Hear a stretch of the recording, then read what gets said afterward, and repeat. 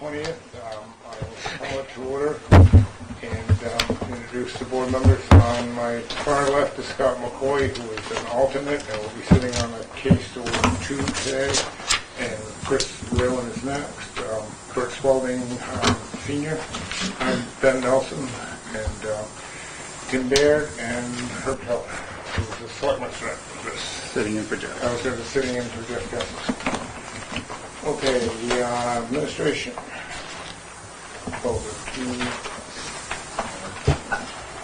Mr. Chairman, I was Yes. thinking if the board would like, the administration obviously could wait till the end due to the number of cases, but that would obviously be up to you. And then I would like, please, for you to continue the updated of the rules of procedure. Well, I did update them, but at least the one correction you had asked, I didn't bring copies. I missed that. So if we could move that to next month, I'd also love that as a request.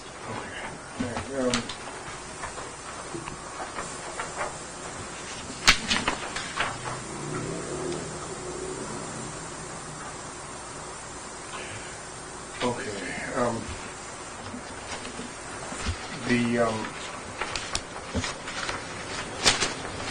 I was hoping that the 1118 for the applicant Yes. requested variance for a multi-unit building on property located. So that's the way I understood it, was one building. You know what, I thought you'd bring that up, and Yeah. in theory, now, that's somewhat of my mistake. The request is from, Because my recollection was when it was presented, it was for one building. And that's true. It absolutely was. I didn't know there was going to be another. We gave the variance from the section, the article in the section that allows for multi-unit structures on a property. But you're right, as presented, it was one multi-unit structure, as presented. We gave a variance with no conditions from the article in the section, but you're absolutely right. The way it was presented, and while you didn't put that in a condition, I could easily see that was the inference. It was one. Well, So you could continue it for the one?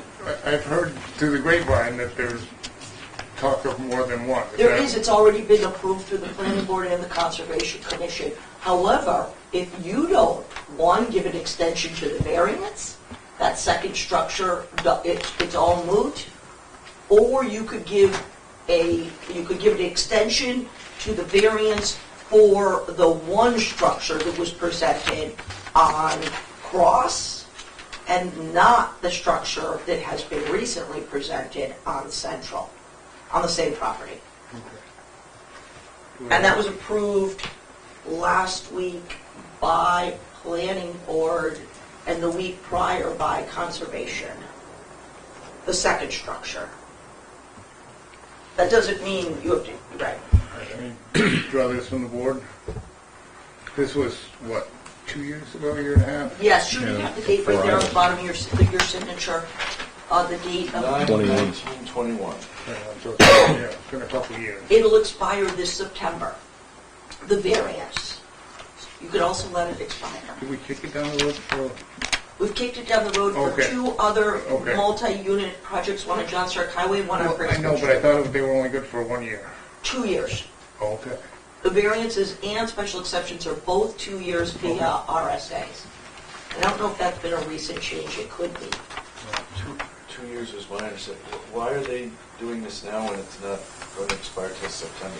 Because there's no way they will have a building permit for either of these structures in the next few months, 4 months. Wasn't that property currently for sale? I believe so. So what are your druthers? Yeah, when it was presented, it was for one building 2 years ago. And, I mean, in my purview, that's what the board approved. But that's, I'll entertain your thoughts. Mr. Spalding? What's the second building? The one on, Central, which, Yes. am I looking in the right, it's right there. your pointing is immaterial. And right across the street. Your Central. pointing is immaterial. They were approved for one in the Is it B. Cross Street or Central Street? One's on Cross, One's on Central. on the same lot. Exactly. Okay, the 23 and the other one, okay? Yes. All right. The 23 is what planning board just approved, That's a 25 unit. 25. And okay. the other one, I believe, is a 32 unit. Okay. The one you specifically approved, just right. Okay, so now, how do you, as a board, have approved this, and now this happens? Same law, Sounds to me like they didn't get a variance for two buildings, just for one. or a subdivision Yeah. to break the lot up. But they didn't say subdivision, they said for one building. Permit a multi-unit building. And that, to my recollection, I don't have the application in front of me, but to my recollection, that's what we I have it, approved it's attached. with. I didn't see It's it. That what attached. that's what this is. That's their application, right, it's attached. That's why I gave your decision and the applicant attached. That's the application. Oh, okay. But isn't that irrelevant?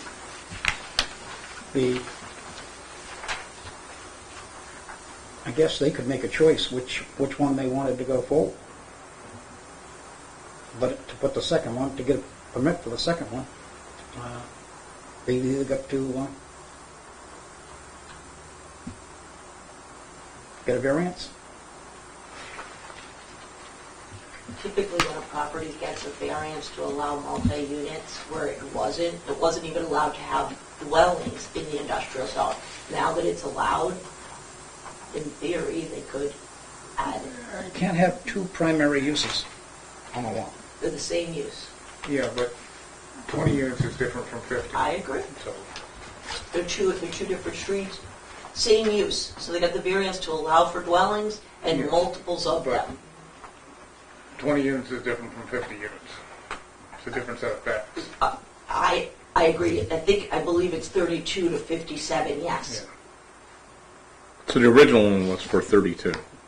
I would suggest in the future that we put in the conditions that cannot exceed, that while we're approved, multi-units cannot exceed 30, what you've requested today, or one structure, to make it clear, but I still Well, think I that, think You're on that's clear enough. This is what we fair ground. approved.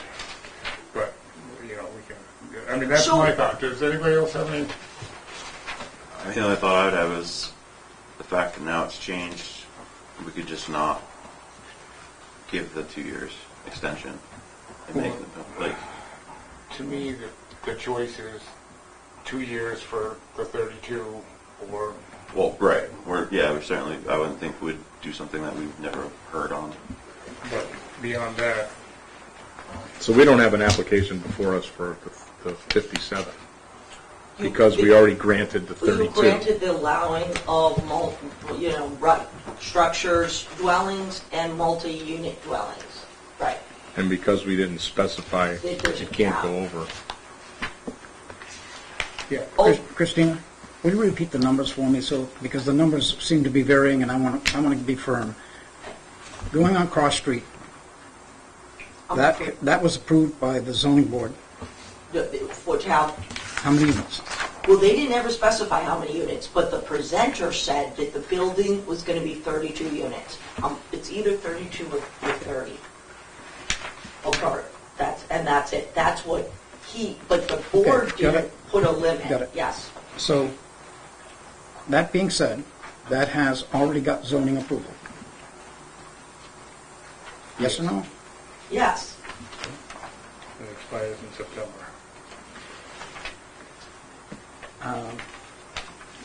Now the new one. 25 has units, I'm sure of that, the new one. 25. That's Central Street. Same property, yes. And zoning board has not spoke to that yet. Again, there was no condition on the limit of units, so it can be read both ways. But I agree that Ben has a very firm stance on it was presented as 30, or I'm pretty sure it was 32 units. With zoning, right, you're giving On it Cross to Street. allow an industrial section to allow dwellings. and Christina, multi-unit. Christina, you're making light of it. This is a whole new thing.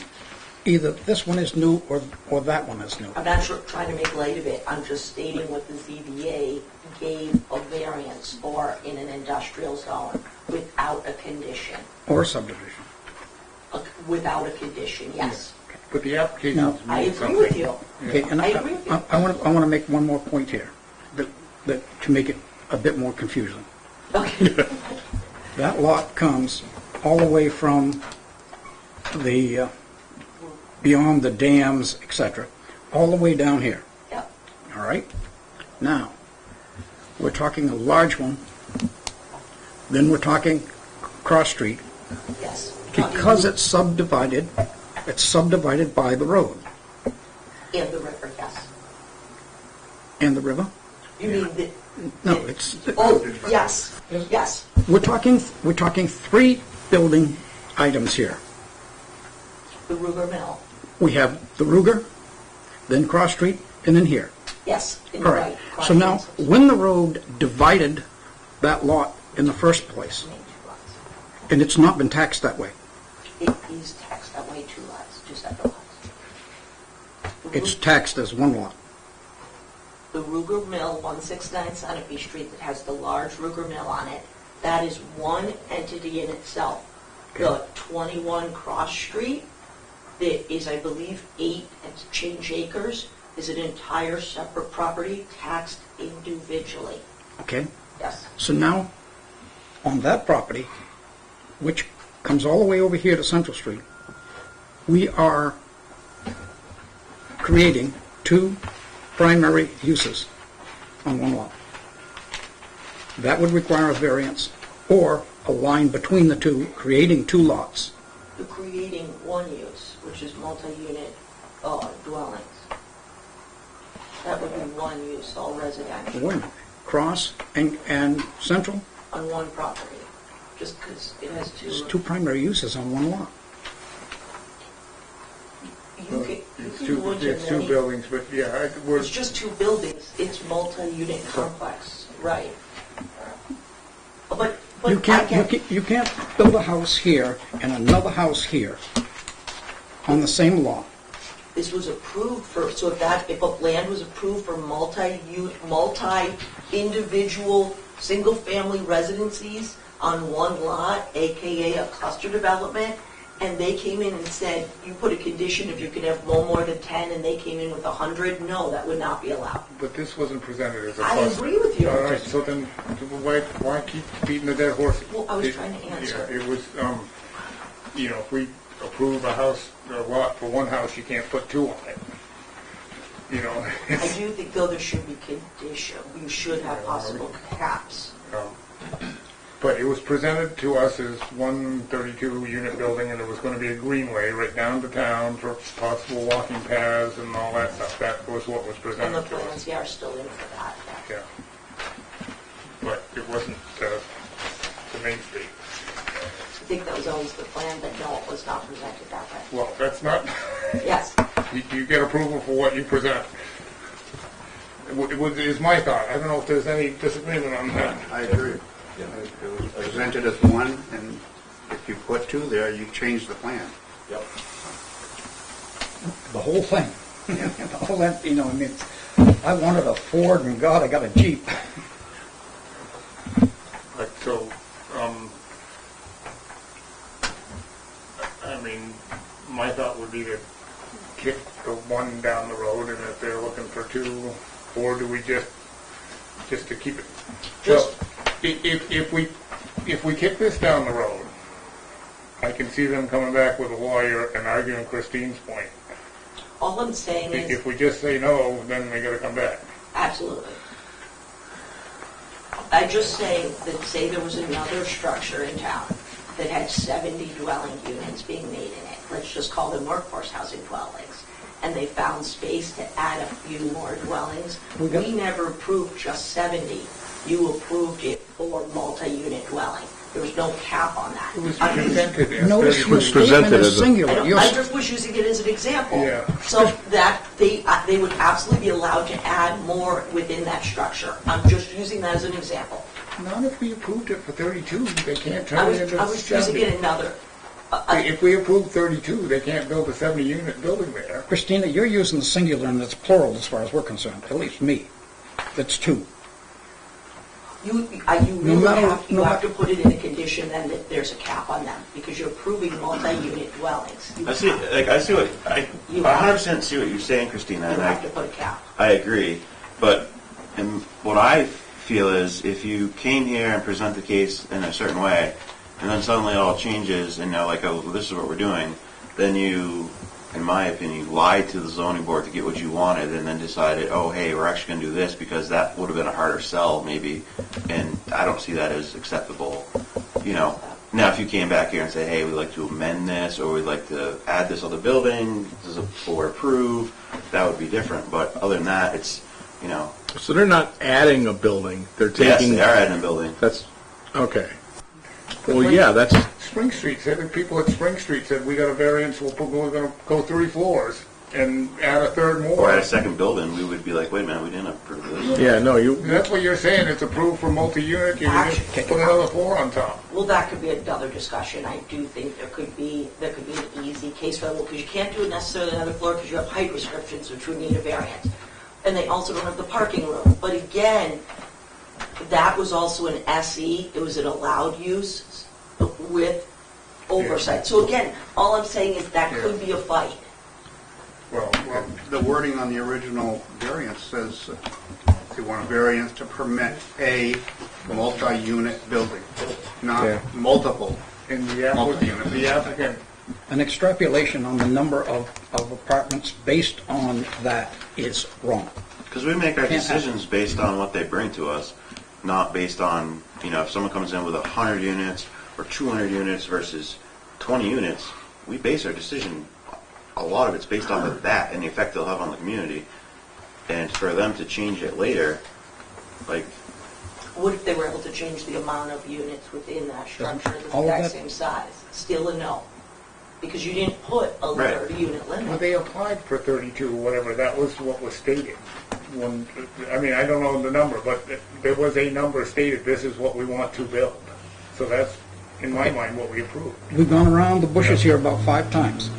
We've got to make a decision, and I believe the board is unanimous that we cannot have it extrapolate 2 out of a vote for 1.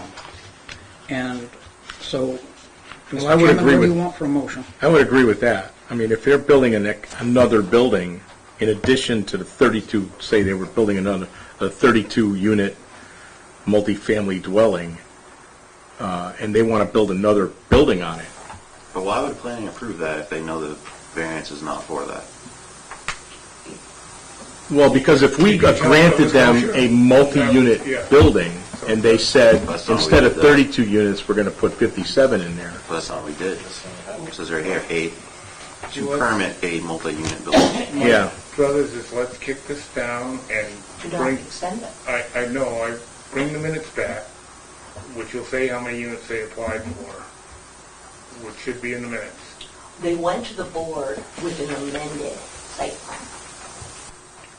That's not what they got No, a to the variance for. zoning board. That's what, I mean, they went to the planning board. Yeah, but With an amended site I plan. don't care about the planning No, I board. know, but What- that's what how- was- I want the minutes of what we Yes. approved. All I'm saying is that's how they got to the planning board, because they just amended their site plan. Do you Right. see what I'm saying? yeah. They amended their site plan. You mean what So we they're approved, sneaking it in for there. down here is now going to be built here? If No. that, oh, okay, if that's not what you mean, that's not part of this discussion. This discussion is what did we do, and what do we do with what we have right here in front of us? End of discussion. See, what I'm thinking is the minutes will say how many units, and that's what we, my thought, we can kick the 32 units or whatever it is. This out for 2 is years. what I'm thinking, Ben, is I'll make a motion right now that we do not extend this for the extra 2 years, and then ask that our next meeting, we have the minutes from this meeting for us to look over this case to see if they are trying to, like, circumvent our decision at that time. So that's a motion, do I have a second? Second. Any more discussion? All in favor? Aye. Unanimous. All right, so that's done.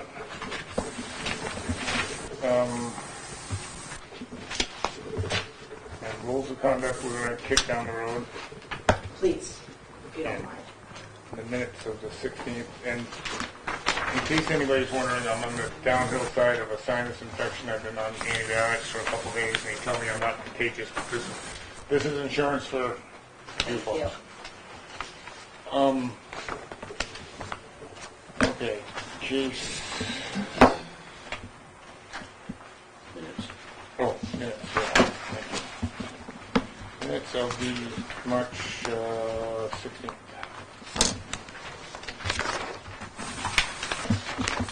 Make the motion to approve the minutes of March 16th. Second. I'll second it. Any discussion? A second, but on page 2, second paragraph down, third line, section 3, bottom of page 18, What on page 2? page 2 of 6, Yeah. second paragraph, Yeah. Section 3. Oh, okay, I'm sorry. All right. third line down, See, I was going to go to page 18. All right, go ahead. section 3, bottom of page 18. I looked it up, it's bottom of page 20.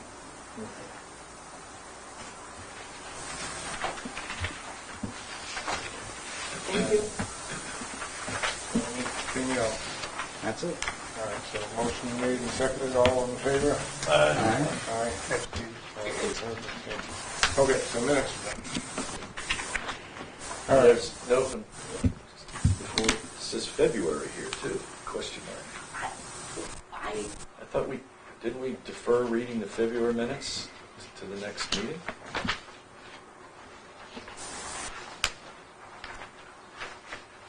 think that was maybe my mistake, and I was supposed to bring the February minutes. I'll double Oh, check mine doesn't that. have that February Yeah, question mark. I'll double check that. Yeah, no, I see it, I saw it. That's why I couldn't understand what you're reading, see it. Nobody has Mine it. doesn't have it. Can we approve the February and June?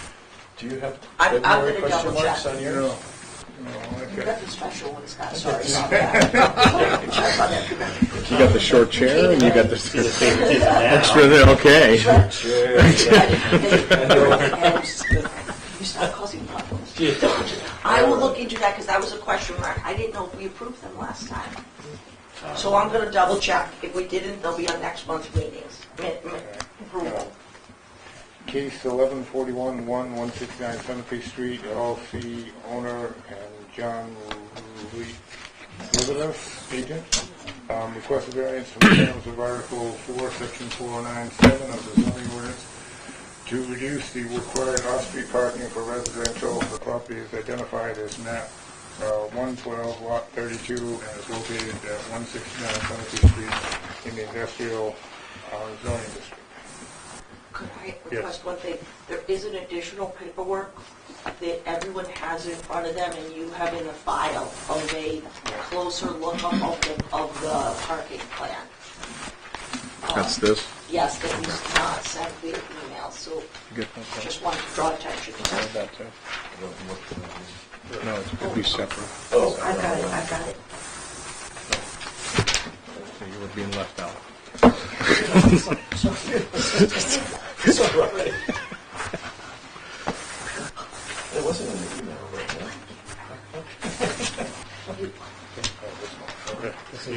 Yeah, and Mr. Spalding is going to step off from this one, but will be allowed to participate, and so Scott will be a voting member of this one. Okay, so if the applicant would step forward and present the case. Hi, everyone. Nice to see you in person. And you were John. I'm sorry, I'm John Lovatis. Okay. Yes. Say that again? Lovatis. Okay, thanks. And everybody who speaks, just say who you are so Maura can get your name in a minute. So go ahead. We're revisiting this from, I guess, a few months ago now. So I don't know what level everyone would like me to dive into. I can go through the whole application The brand new again. case. The brand new case? Remember that, well, yes, I apologize for that. To dive into living gaming, please. All right. We are, this is going to be it's a little bit confusing because I tailored it to to what we discussed last time. In the application, we were asking for 91 spaces, down from 104, to park 90 bedrooms. 140 spaces. Did I say 94? You said 104. Okay, sorry. 140 spaces is the 2 per unit. We are requesting 91 spaces, which coincides with the 90, just over the 90 bedrooms that we have on site. That is a 1.3 per unit parking ratio compared to the 2.0 required. The reasons for requesting this variance is that we think that the 2 per unit is, I guess, a little bit outdated, but not necessary, and it allows us to limit the non-permeable surfaces on site along the riverbank, while also still maintaining a necessary parking count. This is workforce housing, so usually these developments have much less of a parking requirement. Citing a study done by New Hampshire Housing Authority, only 15% of workforce housing tenants own 2 cars on these sites. So if you were to assume 70 units and 15% of them having 2 cars, that would be 80 spaces. We're requesting 91 spaces. And that's the short of our request. I don't need to talk about what we discussed last time. I imagine it's going to come So up. it's up to you. Whatever you want to approach in your What- presentation. I guess, and I'll also, I know last time the issue was I was talking when I wasn't supposed That's to right. talk. So when is that gonna Well, start? they go into That will tell you, when we go into deliberations, that's when you can't Well, let it go. you can request for them to allow it. It's right. I think it'll be easier this time, but we're not going to let that happen. Okay, great. How many units? There are 70 units and a total of 90 bedrooms. We have 23 studios, 27 one-bedrooms, and 22 bedrooms. And what percentage, I know I've got the study here, said had 2 cars? 15%. And using that math, that would mean 80 and a half spaces, so 81 spaces. I assume you've done the math, and I don't like to do math in public. Computer did it for me.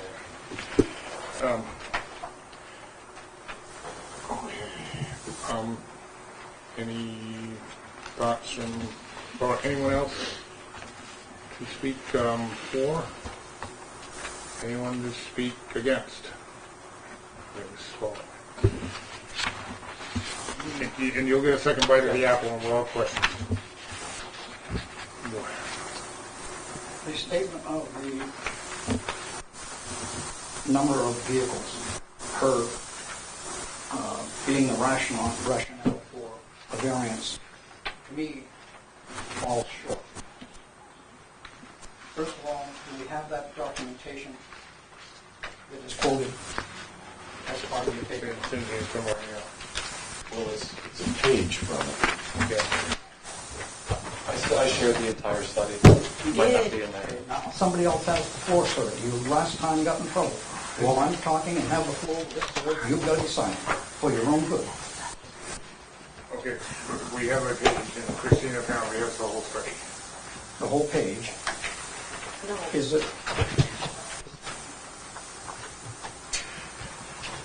it sufficient that it is not taken out of context? Here's the whole study. I knew I had it. I apologize. This is study, right, John? I apologize. As I remember, yes, we went into it in pretty big detail on the Spring Street one. Okay, that being said, when you reduce the parking space for a large development based on statistics, where did they come from, what town? We're more rural than Manchester, Nashua. So therefore, I would think that we would wind up with more than 1.3 vehicles per. You as a board create a problem when there is a lack of sufficient parking. Where do those cars go? Providing that it is successful and there are more cars where do those cars go?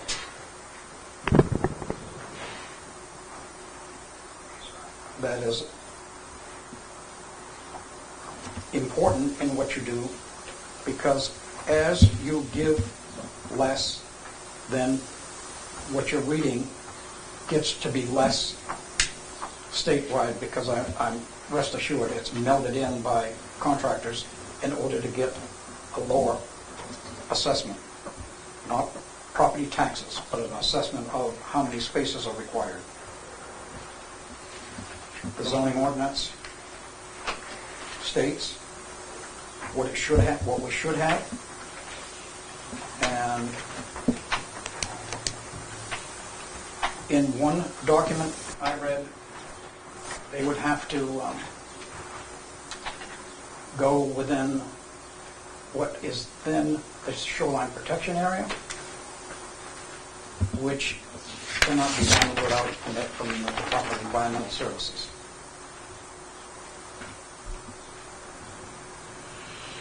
So between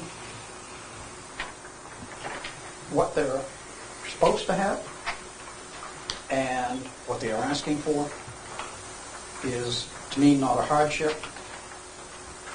It is not a variance. Let me, got the, Christina, affordable rental housing development characteristics of residents of New Hampshire. And the acknowledgements, we gratefully acknowledge the assistance provided by a number of property management organizations assisting collection of raw data for the study of their assistance, including compilations of residential mailing lists. Some management organizations were also able to provide anonymous residential demographic data with selected developments. The contributing management organizations included AHEAD, which is Littleton and White Mountain, Alliance, Loudon, the Vesta, Maine Seacoast, Concord Housing Authority, Families in Transition, Manchester, Hodges, Concord, Laconia Housing Development, Lewis Builders Development, and down maybe? Well, I think that's other, did I write these in? No, it's in green ink. Metropolis Management, Manchester, Portsmouth Housing Authority, Salem, Southwestern, Keene, Stewart Property, Manchester, Bedford, Nashua, Summit Property Management, Portland, and Wingate Management, Boston, Newton, Somerville. So, I guess that's where the numbers came from. This excerpt that's in our handout, what is that from? From that? Study. I think, was that Sanborn? Did I say Sanborn? I'm sorry, it's fine, all right. Sandown, Sanborn. Salem, Yeah. Massachusetts. All right. Sorry, that's your Salem, sorry. Well, the first paragraph is what we were talking about the last time we were discussing this. What do we grant for Spring Street? 1.67. 1.7, 1.67? 6.9, excuse me. Okay, so just about 1.7. And, you know, we're in Newport, we're not in Concord, we're not in, so it says the development to serve, it's in the convenience of the LIHTC developments to services is part of function of distance, whether the resident has an auto or access to public transportation, and the extent to which services are made available on site through project-based service coordination. Are you going to have public transportation provided from your site? Okay, well, we don't have public transportation in Newport. Very, very limited. Yeah, I mean, very limited.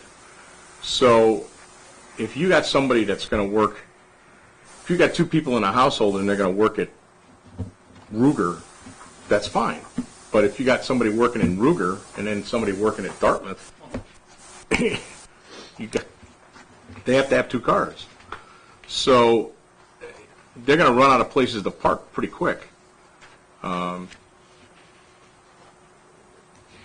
that's a lot of issues. The fact that if it was a senior housing, easy stuff. Like, yep, totally get it, 100%. Yeah. For workforce housing, these means these people are working.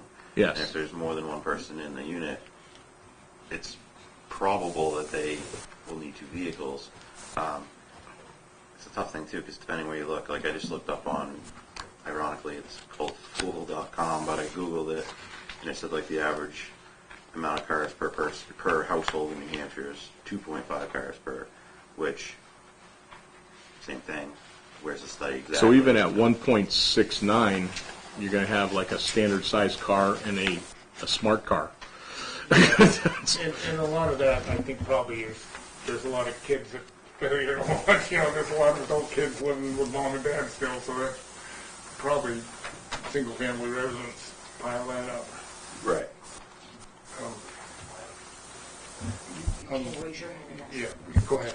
Yeah, I mean, I hear all your points. I guess my biggest point is that I've provided a study done by the New Hampshire Housing Authority, and I think that needs to be taken into account. I have real information, real data from property managers and people who do this daily for a living. I respect everyone's opinion, but the opinion of just saying, I don't think everyone has that, isn't as valid as a study, and I don't know that website, but I think it's a bit dangerous just to be Googling how many cars do people have in New Hampshire compared to a study done by the people responsible for housing in the state. Right. That's just one point.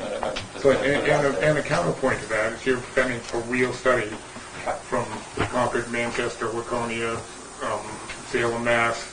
You know, Yes, that's it's where broad. those I numbers came from, completely agree. It's broad. not from rural, you know, the only comparable might be Littleton. Yeah, and we don't have the detail of each one of them. So, I'm just, I get it. That, I absolutely respect the survey, Yeah. and I respect the data that you've provided. The problem is the data and is inapplicable to what our residential area is like here. I mean, unfortunately, if we had public transportation that was available, it would change a boatload of things. But There is a direct correlation between our area and a larger municipality that has public trans, as far as those residents are going to need their own transportation and a place to put that transportation. Mrs. Spalding, what? So, has been read to us. It has a component which we don't have, which immediately puts into question the ratio. Then, looking at the list of cities that you mentioned, they're not us. We're more old. That in of itself means that if you allow the amount of spaces to be less and there are more cars, where they can park. They're going to be assigned parking spaces, and somebody's going to just pull in and take that assigned parking space. And the police department is called to move the car, the wrecker moves the car. Where do they park? So I guess I agree that what you've read so far of that survey does not make it applicable to us. John? Yeah, I was just going to say that there's a few other things that we, this is affordable workforce housing, so the assumption that everyone is going to have the ability to own 2 cars is another assumption. People carpool. People could also be working in the same place. I'm just trying to provide another opinion. The parking spaces will be assigned, so they're going to know where they're going to park. We have, that's a good point too, we have 27 studios, or sorry, 23 studios, 27 one-bedrooms, and so I think it's very common for one person to be living in a studio. Also, it's common in these developments that a single person can afford a 2-bedroom. It's income-driven, so someone can rent a 2-bedroom by themselves. It's not a guarantee that just because we have 90 bedrooms that there are going to be 90 people, or, sorry, 2 in the 2 bedrooms. There are limited children, as we went through the last discussion. We have a shoreline permit for that. I know that was mentioned that we're moving into the shoreline permit. We have that, and that's approved. And the comment about that it's 2 per unit, and that's part of the zoning. Part of the zoning is that we have this process, so it's not a fair point to just say just because it says this that we shouldn't do it. This is a whole process. I'm not. Yeah. And I, Yeah. go ahead. Oh, there's somebody that's raised their hand. Oh, I'm sorry. I have a question, and I don't know how this works. Can I say something? Sure. Yeah. Okay, I just have a general question.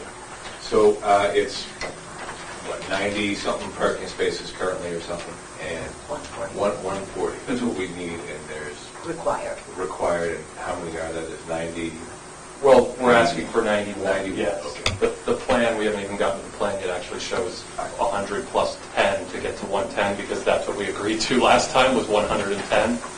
And I just have a Yeah. question. So, like, is there like a visitor parking place, you know what I'm saying, for visitor parking or that kind of thing? I don't know. Here's John, you could give him that. I'm just curious. there's no designated visitor spots, but given that we have 70 units and in our, what we're requesting, 91 spaces, there would be theoretically 21 extra spaces that were not assigned to a apartment. We would then go into dealing with, working with our property management. If someone comes on site and says we have 2 cars, we would then figure out how to assign the spaces so people have the necessary spots. So according to the U.S. Department of Transportation, in 2017, 1.88 vehicles per household was the average in the United States.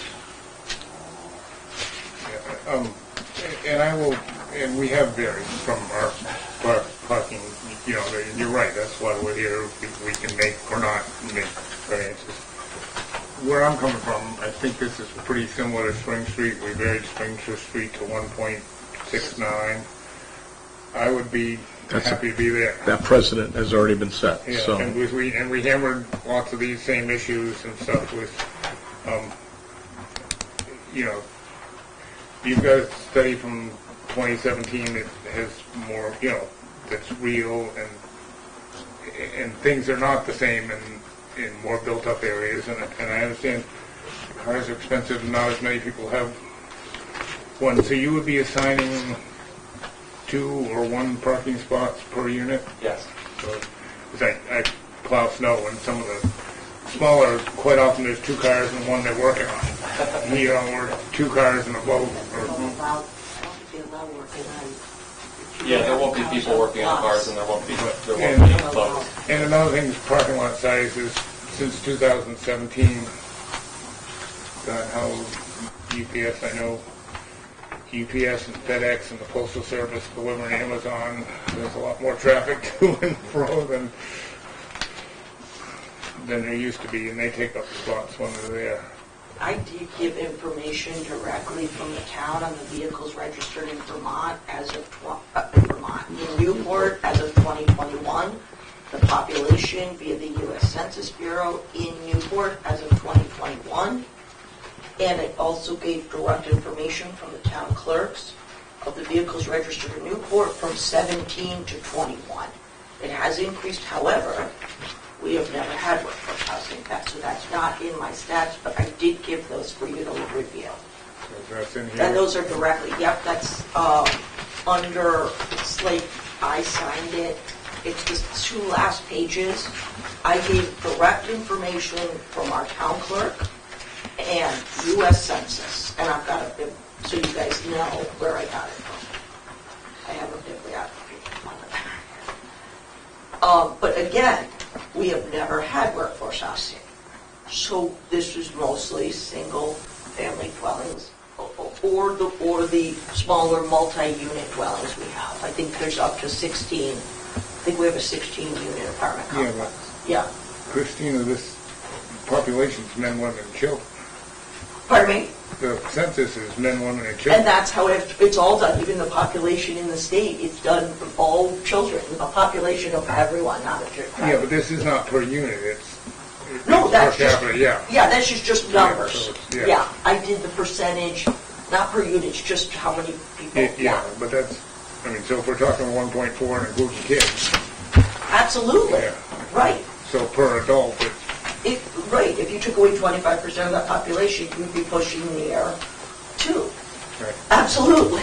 yeah. You keep speaking about Spring Street, I think, Yeah. as an example, I'm not familiar with that development. Workforce housing, and we went, 42 units. and we went round and round on parking with all these same arguments, and they got a variance to 1.7. Was that the one that had additional potential parking that didn't have, that was built or wasn't? I remember that discussion. I was They were going unclear to if have, they built it. it's 1.7 paved, and they've got a spot for They were gonna have additional, and then they had to change around the drainage, and that's what made them have to reduce it. They had all the spots too. It Yeah, was but the variance was 1.7 on the paved. Absolutely, yes, absolutely. Do you know the unit mix there? Was it majority two bedrooms? Is it one bedroom? No, it was pretty, I don't remember, but it was 2 and 1. I don't think there was. There's no studios. It was two, heavy on the ones. Is it, given that we're discussing, is it possible to pull that up so we actually know the unit mix, so we can understand what that is on a per bedroom basis? Because I do think that's important. There's a potential that that development has as many bedrooms as ours. But the zoning ordinance is for per dwelling unit. So the discussion, I think the dilemma is it's per unit. We don't, it doesn't break it down to how many beds are in there. So if you got, you know, and it's a valid point, but it's per unit. And I think the precedence has been set with Spring Street per Yeah, I unit. definitely feel there's some leeway here. I don't know if there's as much leeway as he's asking for, but we've obviously come off of this too before. Yeah, this is kind of what we were discussing the last time. I have two questions and two questions. First of all, this shows how many parking places? It's 110. 110, the dashed-in spot is 10, everything else So is... 100 plus this 10, correct? Total Correct. 110, okay. Do you know what percentage that was per unit? Yeah, 110 is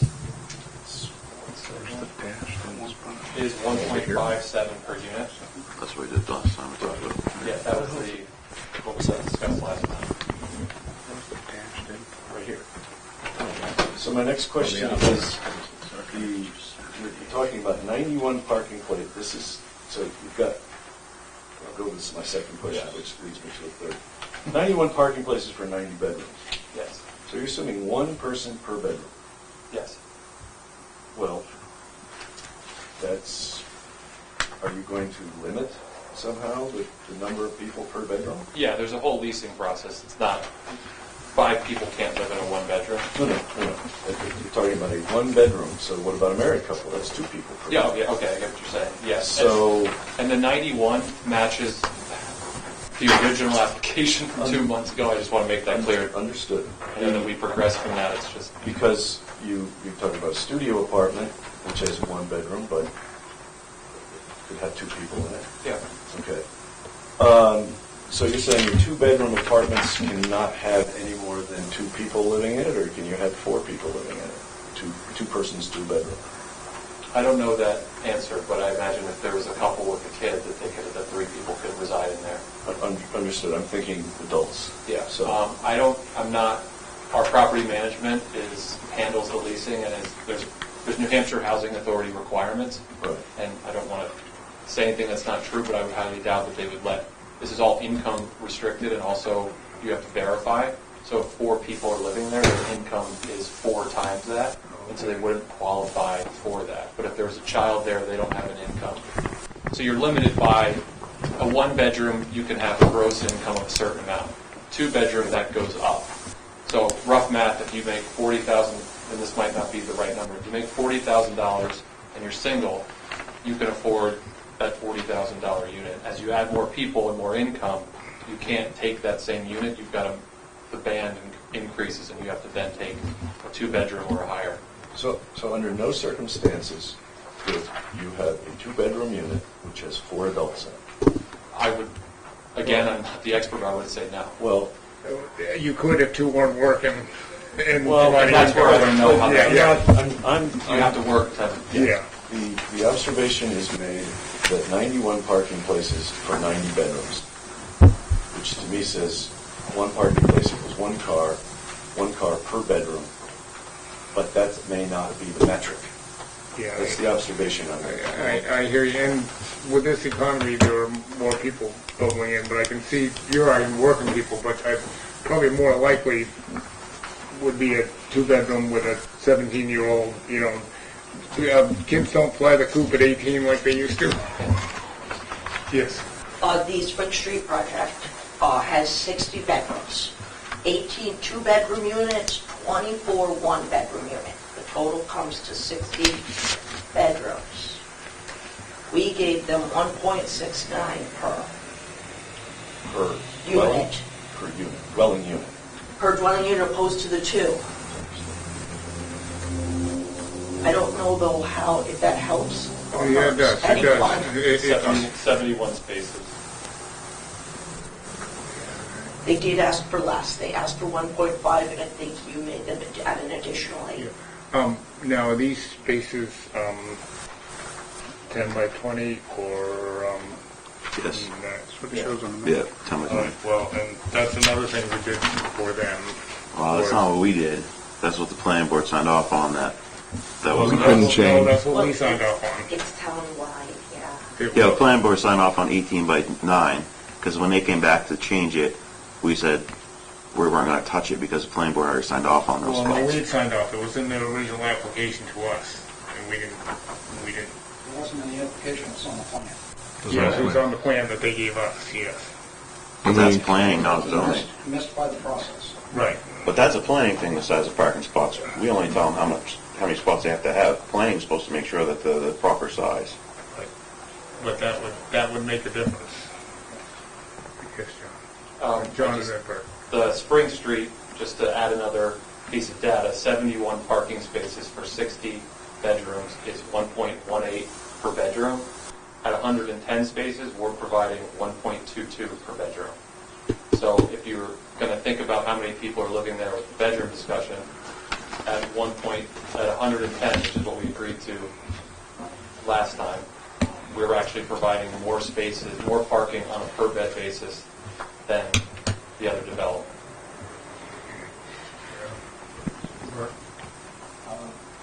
No, obviously, I don't know, you've passed over it. I don't see a parking lot size on this plan that's in front of us. You mean parking space? Parking space Yeah, size? so it's right here. Yeah, It's 10 by 20, it's right in the middle.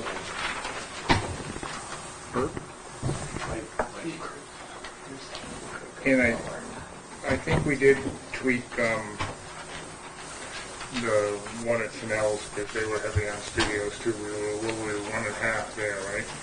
You gave 1.5, yeah, which that did Yeah, not. that was a 9 unit, no, that was 8 units. Yes. Not, I believe they were wanting 9, it fell through. There's, Right, it wasn't but- feasible, and it had nothing to do with your parking. Yeah, I know, There but- was other issues. Yes, but- but absolutely, you did. But that was ones Based on in studios, studios, yeah. yeah. That's not apples to apples, that's a 9 unit versus a 70 unit. Yeah, but we varied it because they were not 2 bedrooms and, it was heavy on ones and studios. At least I did. That was went into my thinking was that it was ones and studios, not 2 bedrooms. John, looking at your map, like where you have the 10 optional spaces, Yeah. would it be a huge task to add maybe like, I don't know, I almost look like you can get like 6 more to the left of it without too much work? Yeah, I know it well. Yeah, I understand that. Because I know originally you were trying to avoid having to take out that bank that was there. Yeah, and that's part of, the 10 optional was us saying I know it says 91, we were going to come and say 100, and then we've got this 10 optional, which gets us to that 110, which was discussed last time. I think our big issue is just safety, because that road coming down towards Cross Street, if you go 6 spaces over, you can see how narrow that gets as people are coming in and out, and that was one of the things that we were listening to when we looked at this, was people were concerned about coming down off of Sunapee, and so we built in that bank there, and by limiting those 10 the 10 spaces there to where they are, we don't run into the issue of, that Cross Street entry point. So again, do the math for me. What's the 110 give you for a ratio? 110 gives us 1.57 per unit and 1.22 per bed, which is more than the Spring Street on a per bed basis. And I know that that's 42 units, we're 70 units, so it's hard to have any apples to apples type comparison. How big is park? 18? 18 by 9. 18 by 9. I mean, I could. What happens if you shrink your spaces to 9 by 18? That'd be a whole different thing, though. Yeah. If somebody that drives a pickup truck, I don't, Yeah. Yeah. Just to give comparison, we have 9 by 18 in our back parking lot, and I have a pickup truck. yeah. And there's more than sufficient, and I know there's a lot to go, but just to give this parking lot is Yeah, 9 by 18. we've already established, but that, I know they'd have to apply for a variance, but we already did that. with You and I went around and measured lots of parking. Yeah, I know, we measured a lot of them. But me, I could live with 110, and I'm just throwing that out for me.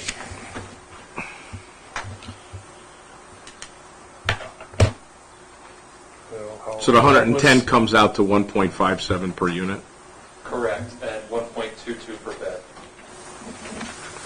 So that would leave, yeah. Is there anybody else?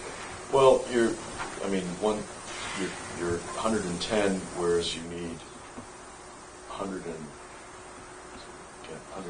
110, the 2 per requires 140. 110 is, greater than what's being requested here, which is 91. Yeah, but and last time they could add the 10 extra to make it to the 110. That was an option Yeah. last time. But I'm saying I could live with that. Does anybody else?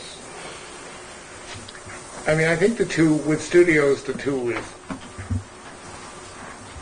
this is my thinking, the 2 is. My Yeah. concern is this absolute of 1 per bedroom, and I think, when you add in the possibility of others and visitors, again, there's going to be visitors, so I don't think 90 is adequate. Yeah, no, that's why I'm saying Yeah. 100. But, could but, live on but, it. but 110, where the original was 140, now 1.7 is the precedent, which gives you basically 119. And 1.7 was what was done on Spring Street. The only thing I can say about that is, if he did 18 by 9, you could fit those other 9 spots in there, but Yeah, probably. That's why, I'm looking at this and I'm saying, if you change that, 9 by 18, you could probably add another 10 spots anyway in the whole parking lot. So you go from 110 to 120. Ben, are you going to do that? No, no. Can I Yeah, ask a question? I'm just curious. Do we assume that all the parking spaces, everybody's going to come in with a truck and therefore you've got to have them all the same size? Or can you have a certain percentage of them that are for compact cars? Or smaller We don't cars? have that in our zoning, but And my understanding is there's no assigned parking areas either. So I think Yeah, you're you saying know, that there will be. There So will be every assigned unit has a parking. number on their parking place. Yeah, people come in and they have, there's 2 people, that- it's the property management can manage how the parking is But working that- that way. So we know whose car is parked where, if there's ever plowing and we need someone to move, we know who the person is so we can get them out the way. I have seen signs for compact parking only, but, yeah, one. I was going to say, I got another quick question. Yeah. Couldn't you, in theory for the studios, just say, there's like an HOA thing, right? You can make up whatever rules you want. Thanks, John. Couldn't you just be like, oh, it's a, studio, 1 person, and just say 1 person, that's it? Yeah. And that 1 person is 1 car. You know what I'm saying? And you say 1 person, 1 car. Yeah, all right. Any other questions for the applicant? All right, we'll close off the board, and if somebody has a question of the applicant, I'll do that, so. Do we need a motion to go into deliberation? Make a motion to go into deliberation. I'll second. All in favor? Aye. All right, okay. All right, so Do we have any regulations stating the size of a compact vehicle parking spot? no. No, the only regulation is, it says 10 by 20. It's just a regular parking spot. But the precedent, again, the precedent's been set. When Spring Street snuck that in there and we let it go, it's our oversight, but it kind of, and if you walk around out here and you start measuring parking spaces, the ordinance is, it's kind of implied consent at this point, because, I just have a feeling that you're going to start opening a can of worms if you start nitpicking and saying, well, these 6 are going to be Right, yeah. 8 by 19, and these Yeah. are going to be Yeah, no, 5.5 by 6, and, you know. Yeah. And they have no way to do that because they're going to assign a parking place per unit, so. Yeah, they're gonna build this and then fill it, Yes. and they're not gonna get their people in Right. our size first. but Yeah, unless you no. Start But- moving signs around. Cars, for the most part, are shrinking, and spaces, I think, are shrinking. Well, you could put two smart cars in a parking space. Don't get on I-95. When the other one came up, I literally went around, and the only 10 by 20s I found were in Shaw's parking lot. Yeah, yeah, because you did the same thing I did. I went and I started measuring parking spaces, and I found most of them were 9 by 18 or somewhere around there. But, so again, I could live with that 110 by 9 by, 110 9 by 18s, but that's me. I don't know, does anybody else have any Well, he thoughts? has 110 20 by 10s, Yeah. so, He has it on this plan. Yeah. But if they went 9 by 18, I don't know, yeah, it would be a few more. You know, they'd probably get the same ratio as Spring Street, or damn close. 110 gives you 20 more parking places than what is being requested for here on the variance. So do we amend this? I mean, what do we do? Well, we give them a variance for the number that. That is well, in the it- plan, Well, a minimum of 110? that's my thought, but I don't know.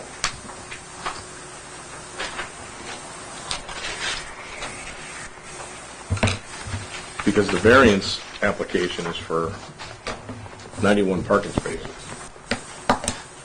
Or we can put the 110 as a condition at the end. Yeah, we can put the 110 and put a minimum of the 110, because if he wants to get creative. 110 gives you 80% of what the variance with 2 per gives you, 78.5. And as I said, if you wanted to tweak it to the 9 by 18, that probably gets you to, that may get you to the. The 1.7. I mean, in theory, if it ever became an issue of parking here, that would be another expensive alternative probably, is to restrict the parking lot smaller. I bet you could get at least 9 more cars, I'm sure, on that parking lot. Yeah, I was going to say 9 or 10, so then you're up to 120 total. Right. And then That, you're at that probably falls into that 1.69 or whatever the hell it was for the other one. But,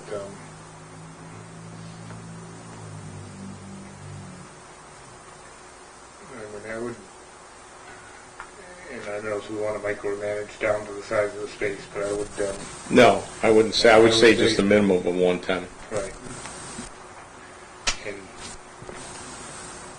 we want to say of at least 9 by 18. 110 spaces, at least 9 by 18. That would give him kind of a permission. That would be the smallest they could go, yeah, Yeah. I mean, Well, in theory, he has to do it based on the right, statute or whatever, of yeah. 10 by 20.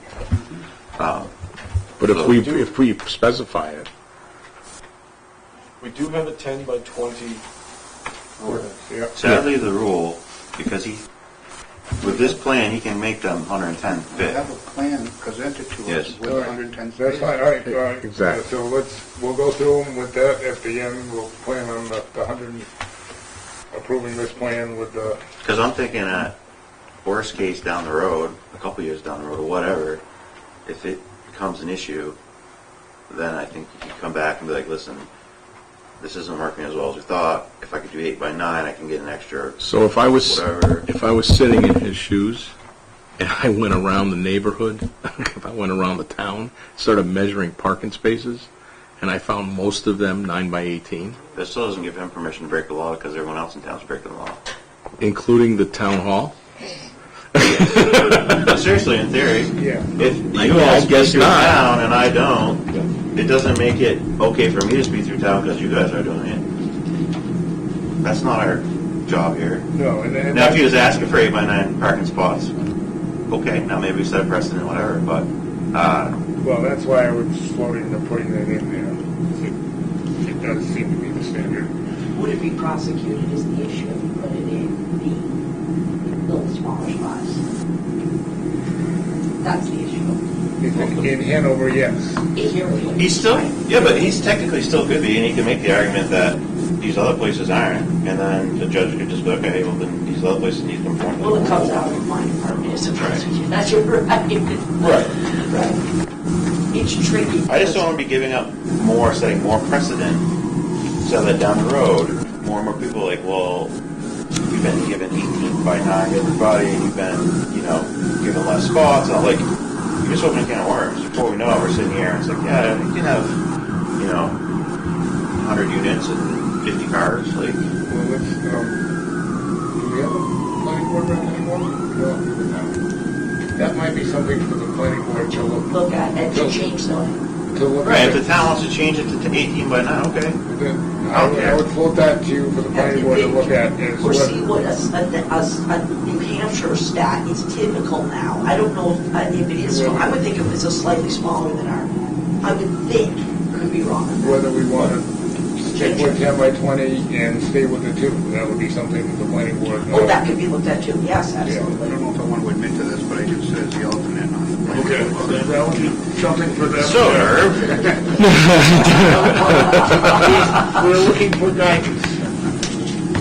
All right, so we're going to go through these with it. There's going to be 100 camera points.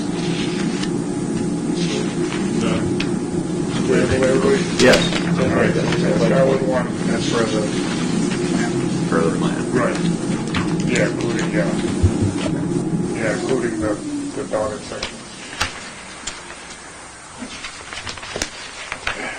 Yeah, but the plan is different than what it says in the application. yes. All right, so I'll take a motion on number 1.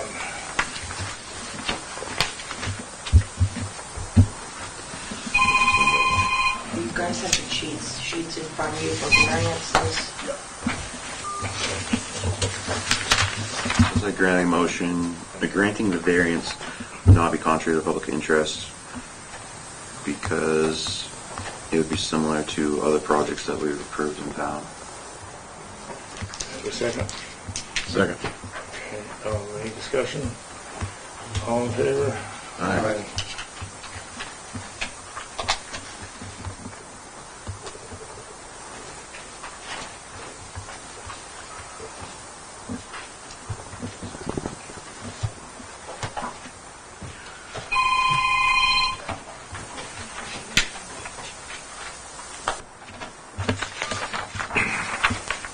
I'd say the spirit of the ordinance would be observed because they are controlling the number of cars and the parking spaces.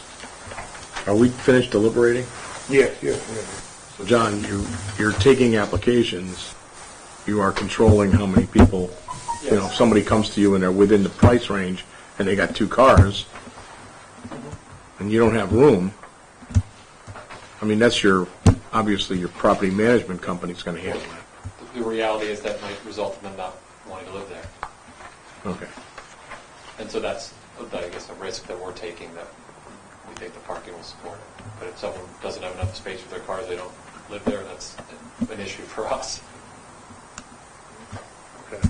All right, so Would you say it would be, it's being regulated by the property management? The parking situation? Talking about, yes. Number 2, the spirit of the ordinance would be observed?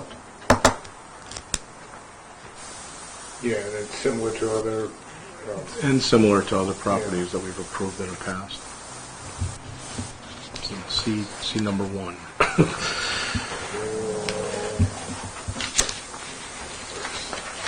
all right, so did Scott make that, or you made the motion? And Yeah. Scott seconded? I'll second, yeah, I will second, Okay. yeah. Any more discussion? All in favor? Aye. Three, I'll try that one. Granting the variance would do substantial justice because it affords the company to provide substantial and adequate parking for their project. Second. Second. All right. Tim seconded.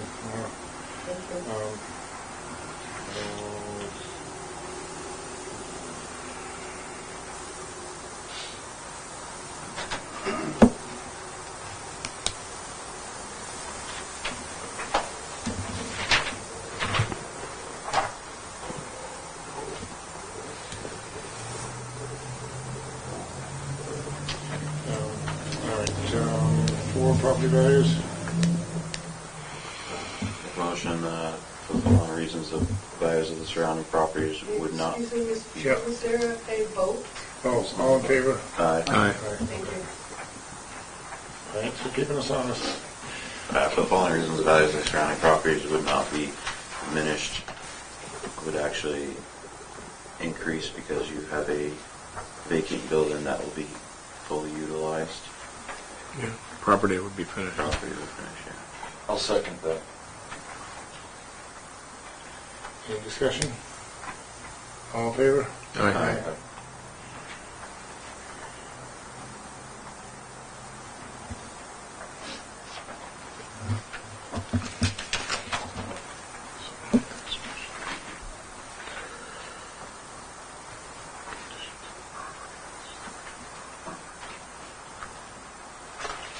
Okay, who wants to tackle 5?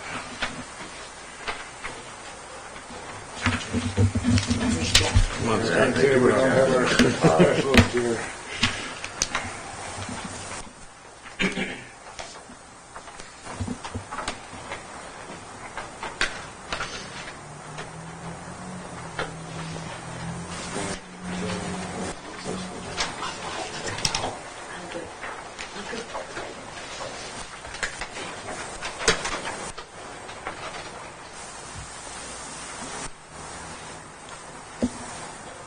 Jeff usually handles these.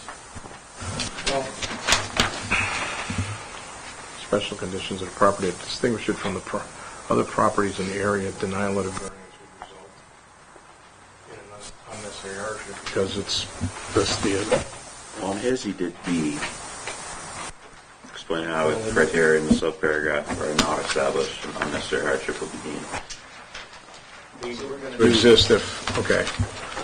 I was kind of reading, or looking at what he wrote. Last time? No, on the Yeah, on application. the application. Right.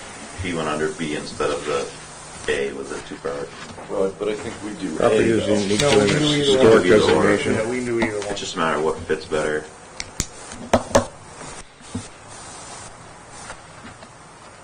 Yeah, to know whether or not, so we can do either A or, 2-part A or 1-part B.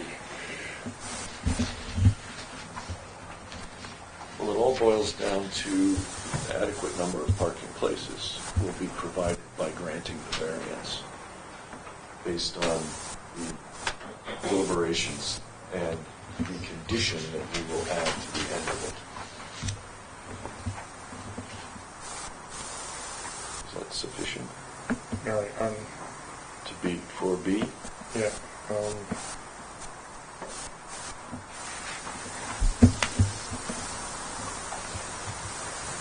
So I guess Well, I would say you could just say what he did and put down whatever 110 comes out to, 1.67, what was it? no. No, 1.5. 1.59.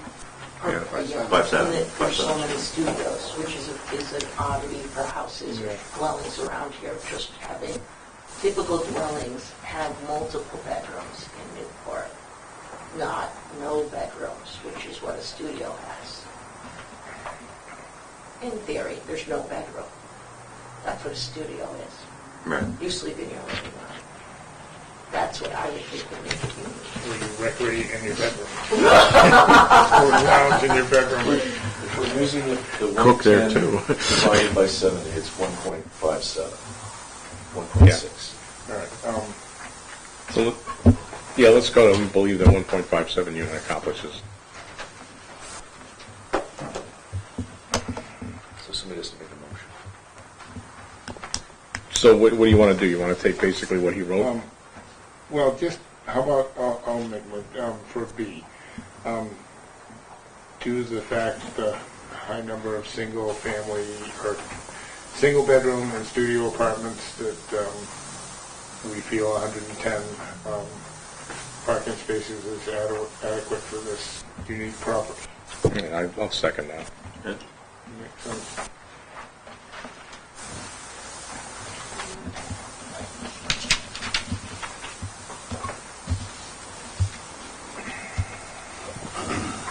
So you have to have it finished by December 31st. Don't wait here. I'm just kidding. Don't take me serious.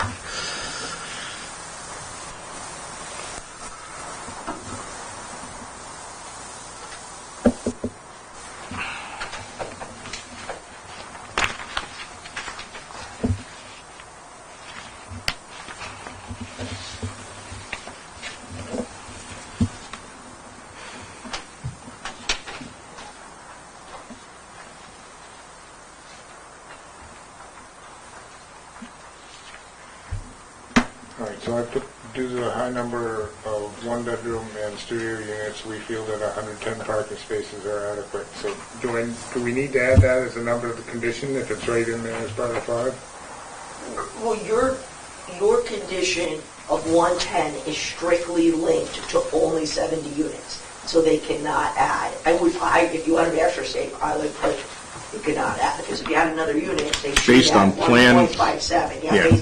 Based on the number of dwelling units of 70, we are allowing the 110. Based upon- Doesn't that be, is it not added to the variance? We're going to have to approve the variance with conditions. And those conditions are Yeah, no no more less- than 70 dwellings. no more than 70 dwellings and no less than No, 110. well, what I'm putting down is based upon application, because in the applications, he's got how many two-bedrooms, how many one-bedrooms, we just said units, all of a sudden they can all become two-bedrooms. I don't think they've designed right. According to Christina's logic, No, but, you're twisting.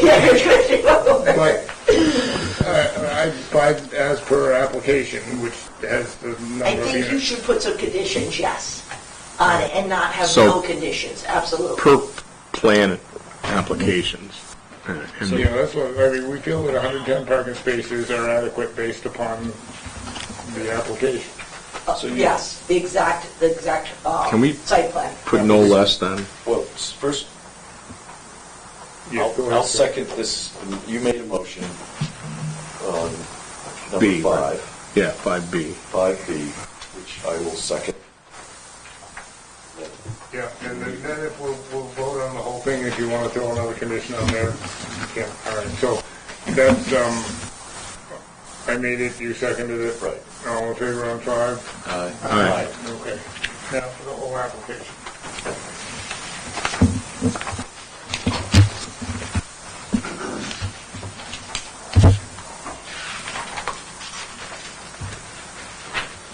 That's your paperwork, yeah? Do you want to read the case number? Are you going to make a motion to approve the case number? Yeah, he has to do that. You have to talk about the conditions first. Here's the case number. That's right here, right? Oh, yeah, you got it. Okay, I'm sorry, I didn't know you had that, sorry. I got it. So I know, I gave it to you. So the condition should be 1.57 per unit. Because for some reason, if they took 2 units off, we don't still expect 110 parking spots. No, we approve So 1.57. we've got, okay, so because the application, or rather the ordinance states it's 2 per dwelling, we need to say, go by that. We've given you- So we're saying 1.57 57. per dwelling. Yes.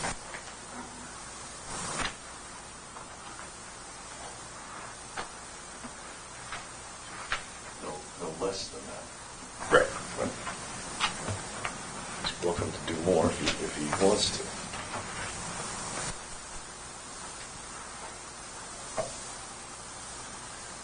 So I wrote down 1 foot, no less.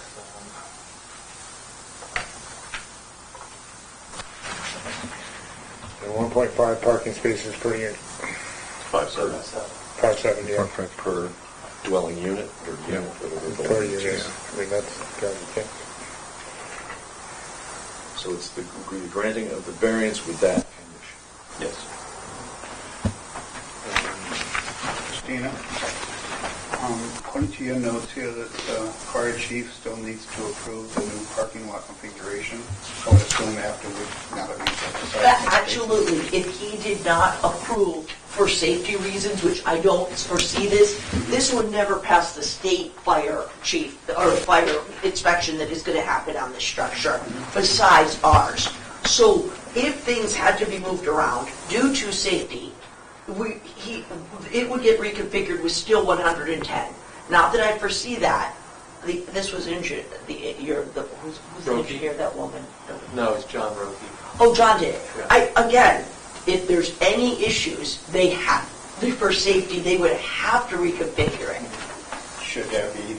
in a- No, because it would never fly. It goes way beyond me, but, so you don't, that's like building code. If they don't build it to 2000, it's not opening anyways, ever. Right. So I put down, And the CO comes out of my I department. put down for our condition, no less than 1.5 parking spaces per unit as presented in the application. Yes. 5.7, yeah. 5.7, right? You're 1.57. Sorry, do I keep leaving that off? Yeah. All right. I'm trying to read it quick. I know you don't want That's what's written. I see. Okay. to just go. So we got verified that it's what's written. All right. Oh, so that's a motion. Second. Okay, yes, it's a motion. Second. Any more discussion? All in favor? All right.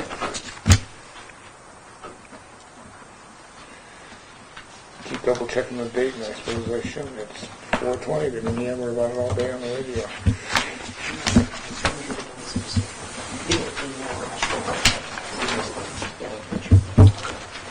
Well, hopefully this is the last one on this building. I hope so. Prior to you, they'd come in for like, I've heard and I feel like I might be carrying some of that stuff.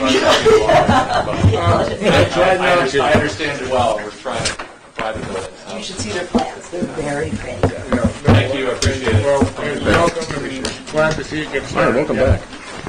Now, in these next cases, you have returned, you've returned, so am I asking questions, but not voting? Right.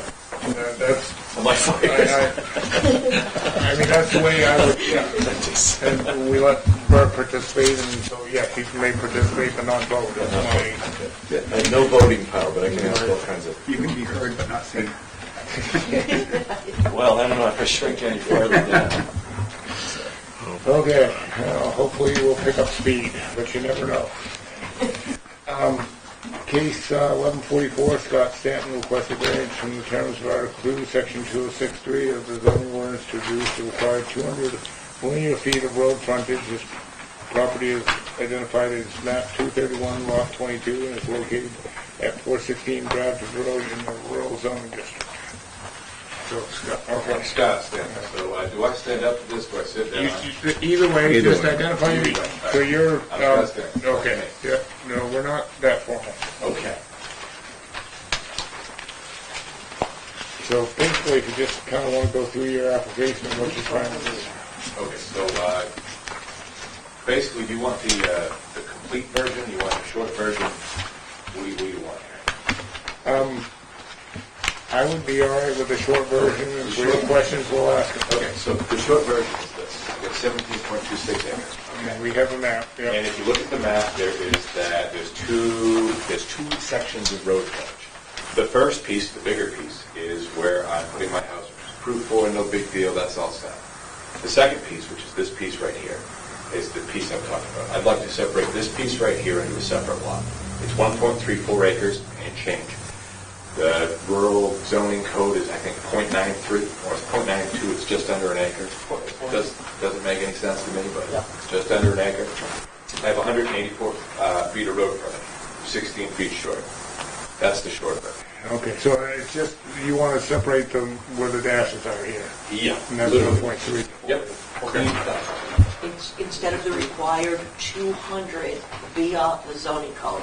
There are many No, it's right here. other I see- I can properties see that that. I highlighted Yeah, that are right less here. than the 200 significant. And I was going to say, if you look at all these other properties, most of them are, there's 50 right there, None of them have 200 except for a handful. So it's this guy right here. Yeah, Yeah, for the, yeah. okay. Yeah, and you can match it if you wanted to get really creative, but that's all right. Anyone else like to speak? Okay. Any questions from the board? Yes. So, has this been subdivided already? So the piece was, well, technically, no, not according to the modern, deeds and all that good stuff. If we want to go way back, it was subdivided a long time ago in the 70s by a guy named George Dane. And he subdivided it, he sold it to Infante, these Italians from Brooklyn, and they sat on it forever, and I don't know what they did with it. But according to the town, it's never been subdivided because it was subdivided so long ago, but it was subdivided then, and there was a plan from the 70s where these 4 lots, or 3 lots, there were 4 lots to the west of it, were subdivided off of this lot, because it was originally 17.7 acres. Oh, so 52, 53, 52, 54. 53, 54, and 55 were all cut off of that. And that tail on 55 was cut off from the lot as well because they put a garage in and they needed the feet to get the, basically the, what do you call it? Siding. Yeah, exactly. So that's the story of that. Oh, yeah, I was gonna say only New Hampshire, but I'm sure all the states have got their weird stuff. Well, but the lot, the parcel, number 22, already, you're asking for a zoning variance for one leg of it? Yes, one leg of it. Is that, but it's, Because he wants to subdivide it. understood, but what comes first? Variance, you have one side, I think your other side's like 485 feet. So the other side is 435 Right. feet, because that 50 feet is that tail on lot number 55. It's 435. I already have a house that's going in there, approved and everything. That's the house that I'm going to live in. Well, I'm just wondering, you're requesting a variance for this lot, number 22, correct? Due to the odd shape of the property. Well, I think, He's asking for yeah. I see what you're saying, putting the cart before the horse. From Yeah, that's what I'm 200. saying, yeah, but shouldn't there be a subdivision first, and then the variance for that? You cannot do a subdivision that is not to meet our zoning code. It's not allowed. So we have to apply a grant of variance. You would have to tell any surveyor, because he would say. How do we do that though? Because this lot is number 22, and for us to say, yes, you can have 184 feet, he already has, like, You would well have over to that. say, the conditions would be specific to this exact area as presented during the meeting.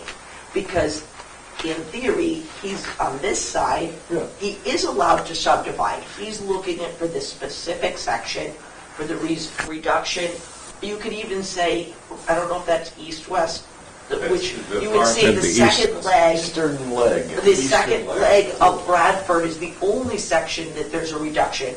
He should not be allowed to then do 184 feet like over here, because he's presenting in this section, because of the oddity. Well, we could write 22, we could write 22A on this and You could, Granted. that's what you could put it for the Well- condition, for this one little triangle. It's a section of this lot, and you're gonna have to say it extends, you're gonna have to do sort of like. Across from- bounds, Yeah, across from, bounded plot, right, from next to 25 and 1 and by- across from Extends on 14. the east, and I don't know how that's. Scott, we include this and With assuming we with approve that it drawing. and label this 22A. Is that sufficient? Absolutely, and I would put conditions of the map attached, and that if it comes in any different via a surveyor, it would not be able to be approved. If he had it somewhere else, right? Yeah, technically, he could do this if you want to draw a really stupid line, but that would be dumb. What do you mean? You You know, could trying get not to be dumb 16 here. feet over here and go, whoop, whoop, whoop. add 16 Oh. feet here and draw a lot that look like that. Oh, But that would be, Well, that's what I'm saying, is but that would be wanna- really dumb. We need pictures. I could also do a back lot on this section and just Right. cut one piece right here. I got plenty of acreage. Yeah. You know what I'm saying? I just want to cut this, right at this point, it's a nice clean cut. And Yeah, it's but that- 16 feet short. Then somebody owns right But next that's to his allowed, house. but it would be allowed and you would never see you. You're right.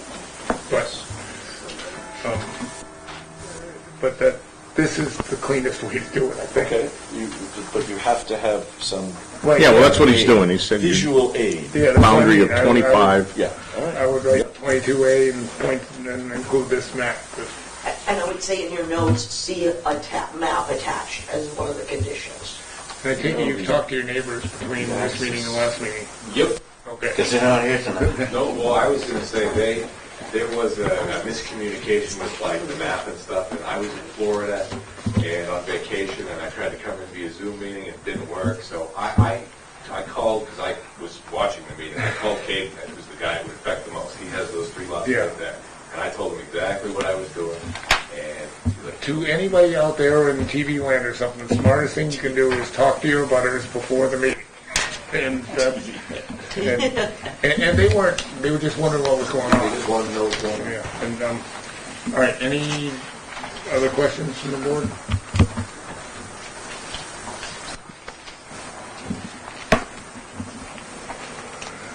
But, yeah, it would be, I mean, it's bigger than the, Seems like another application for tiny house. Right? well, I was gonna say it's bigger than the one we had last month. Yeah, with the sign, yeah. And lot 29 is substantially smaller, so across the street. Well, and 53, yeah. 55, 53, they're all. Yeah. So the character of the neighborhood I is, can't get in. They won't. It's not that I can't bring it up. So I'll It's make not a letting motion, me we go sign into it, deliberation. And I don't know. Second. all in favor? Aye. Did you get that, Maureen? Chris made to go into deliberation, and Tim seconded. All right, so we're in deliberation. And if there's no deliberating, I would entertain a motion. All right. Motion 1, granting variance would not be contrary to public interest, so allow the resident to do what he wishes with his property. Would not change the character of the neighborhood. Second.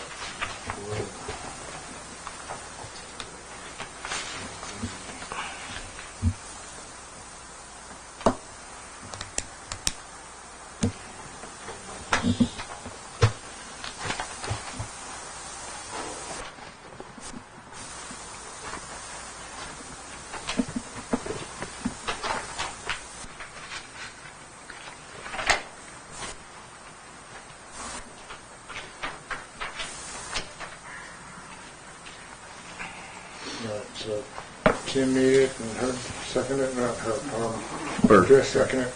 No, No, Bert. Herb did second. No, Bert. Bert Bert seconded. Bert seconded, all right. Well, I was writing, I can't listen and write at the same time. All in favor? Aye. To the spirit of ordinance would be observed, because there are several lots on that same road, less than 200 feet.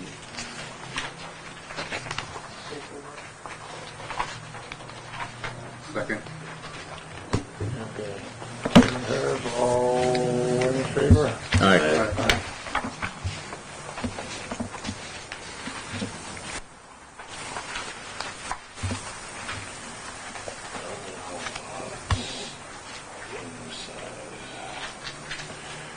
All right, Justice, Granting the variance would do substantial justice because it would allow the property owner to access his property and do what he would like with that said property. Second.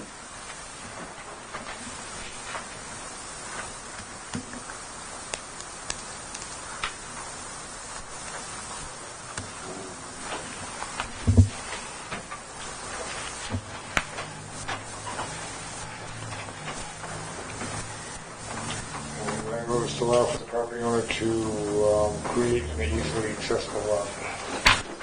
All right, and property values? Vote first. Oh, all in favor? Aye. You need more to it. All right, property values? For the following reasons, the values of the surrounding properties would not be diminished because the resident isn't making a substantial change to the property. Okay, I'll second. second. All in favor?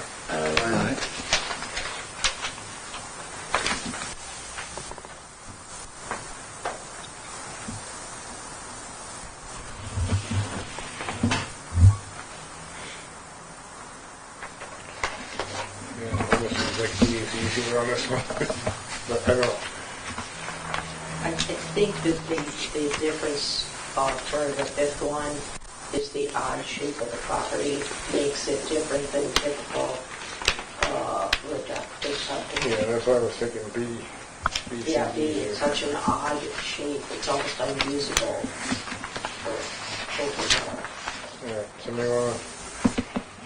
So, owing to this, so what do? You rule, owing to the special conditions of the property that distinguish it from other properties in the area, denial of the variance would result in an unnecessary hardship because it is an odd shaped, because of B, Yeah.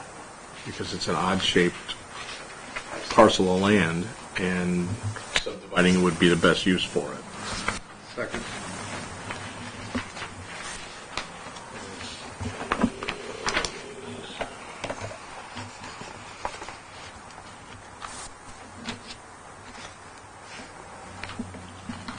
Okay, all in favor? Aye. Okay, and 428,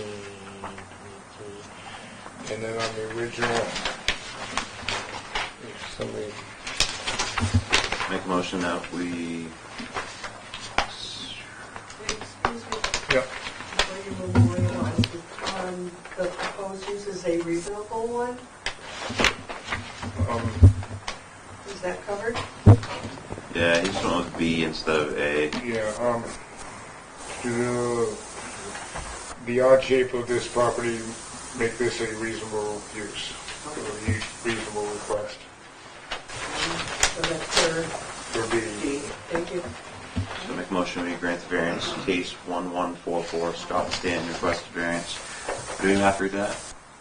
Or just No, you approve? could just say, right. Okay, so Make a motion to approve the variance and then base any conditions in your approval. Do we get a condition? Just that it would be. Just That was map. just Yeah. that property. Okay. Per the Motion to map. approve case 1144, Scott Stanton, with the condition of the attached map Table 22A. 22A. So we'll just include this in the. Second? And I would maybe say the 184 feet, All right, yeah, because that's the From the exact, you lake. can't, that's the exact length of that. okay. Just so we're all, you hit all bases. Granting the variance with 184 feet as the road frontage distance. Parcel mark 22A and that map. Okay, do I have a second? Second. All right, all those in favor? Aye.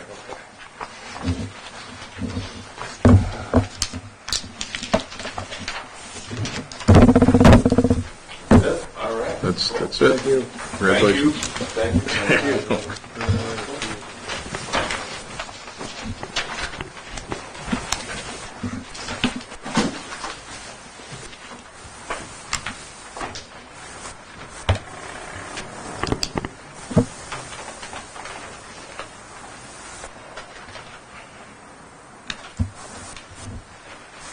Christine, what the difference is, what, it's just odd. The first one is a special exception Okay. for a cluster house, and then this one is a variance to allow a duplex, which is not allowed in the rural zone.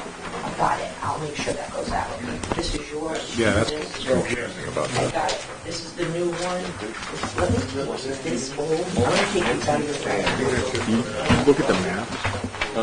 Look at the map. So you got this map here, Yeah, and then the other one has got, well, it's got that map and the proposed.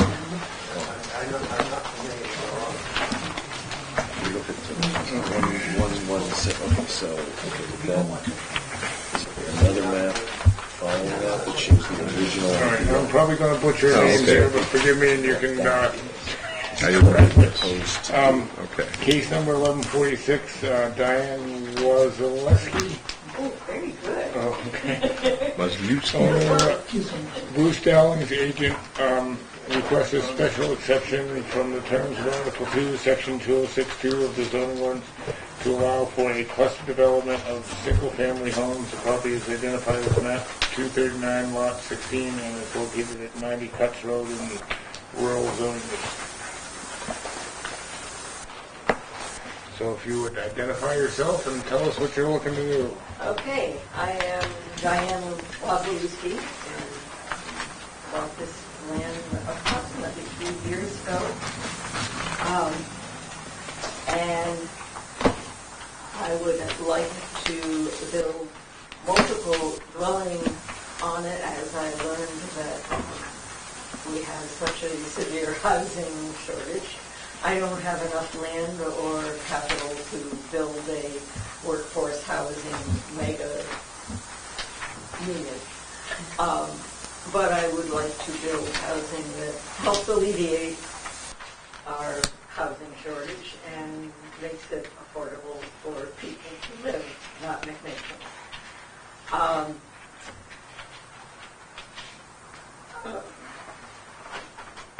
Christina, I'm sorry, I lost. Well, that's all right, don't worry about that.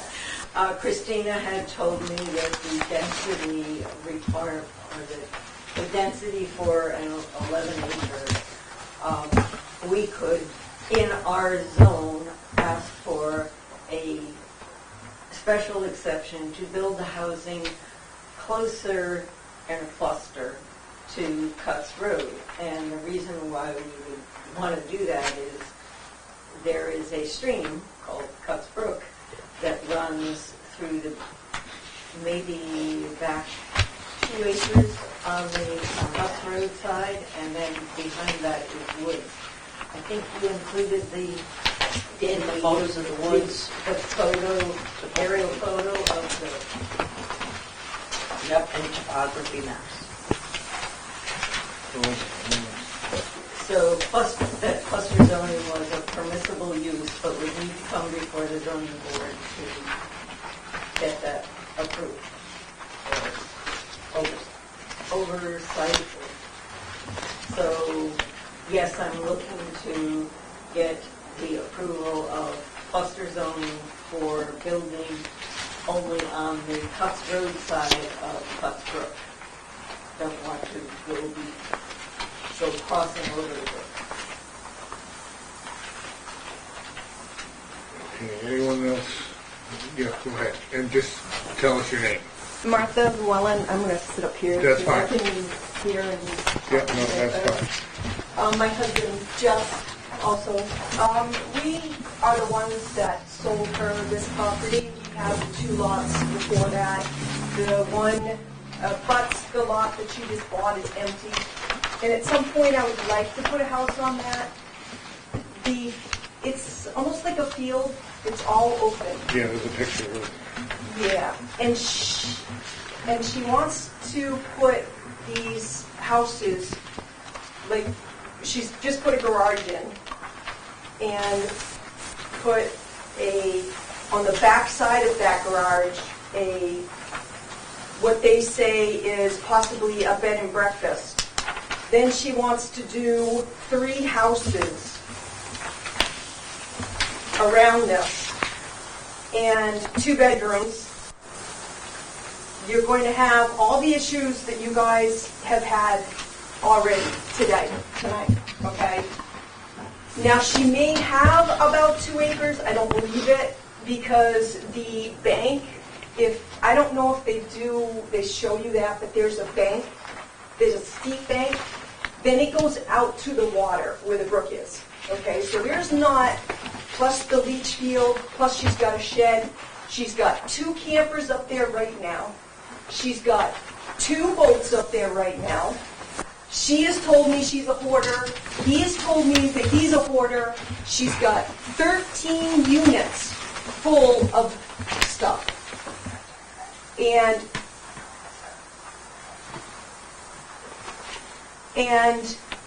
this is what it looks like already, okay? I can't even sell this property if they do this. You know that. This property is going to be worth nothing if they do this right beside me. They're not wide lots. Her lot goes all the way back. I feel that if she thinks, This is your lot here, number 15. The one below it is ours also. Okay, excuse me.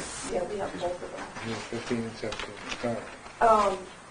You know, if she wants and, you know, go across the brook and, you know, spread them out some more, but you're talking potentially, like you were earlier in this meeting, with other people, you're talking 2 bedrooms, you're talking, you can have 4 adults in this one house. That's 12 people, plus on the back side of their garage, they built another room that they're going to do in some future, a bed and breakfast.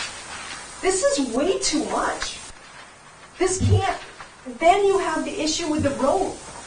Do you know that your school buses couldn't get up that road to pick up my grandkids this year, I believe 3 times, just this winter? The roads are so bad that my daughter's vehicle gets stuck. They've taken out the school bus, and I believe, I think at least the school bus twice, and the post office have taken out their mailbox.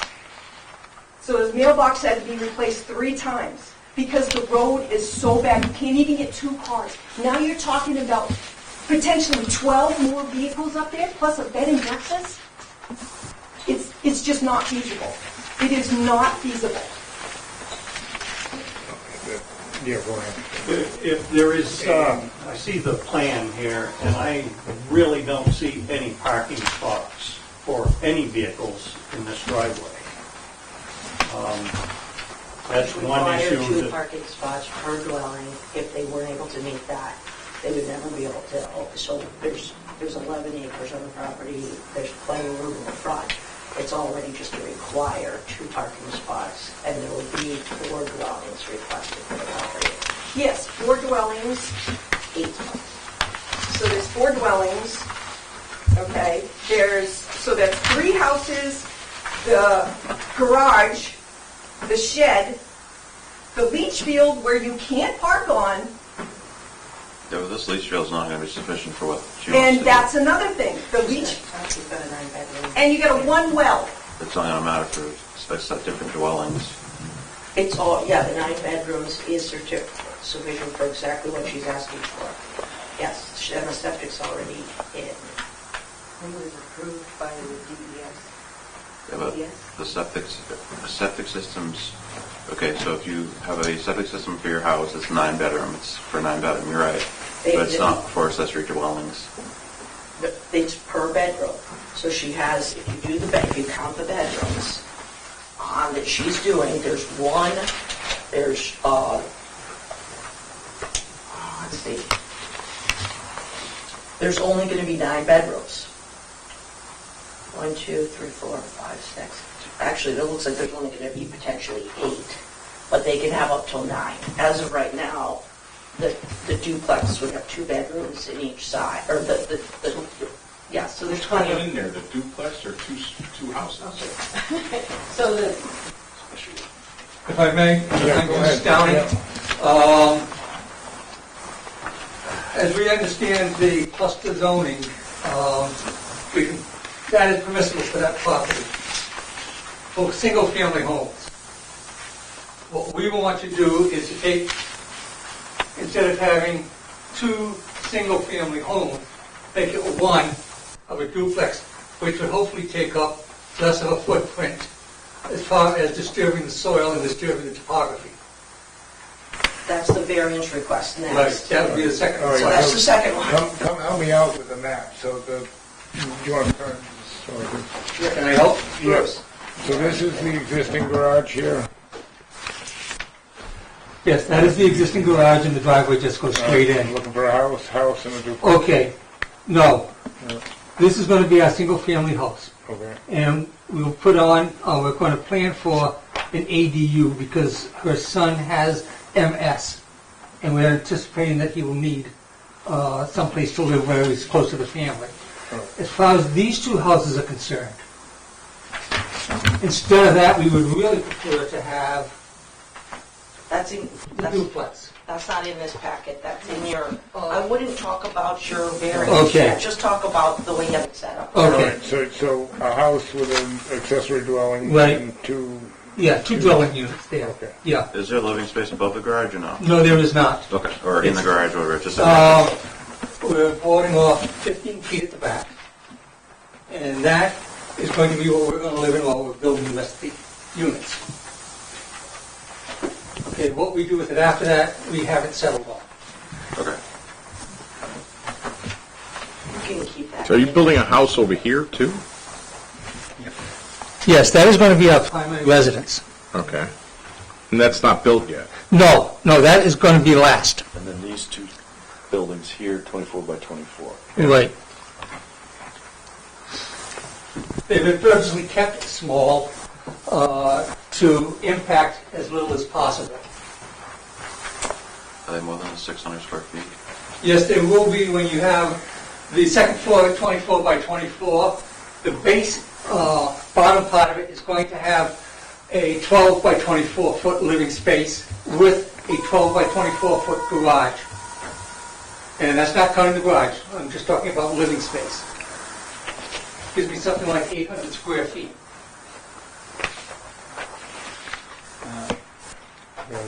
dwelling.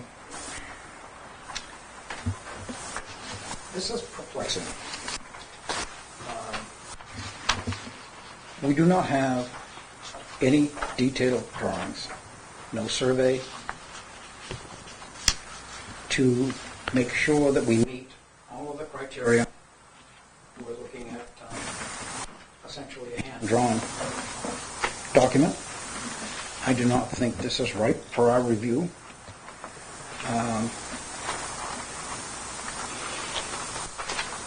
There are a lot of bounds here that are being pushed at.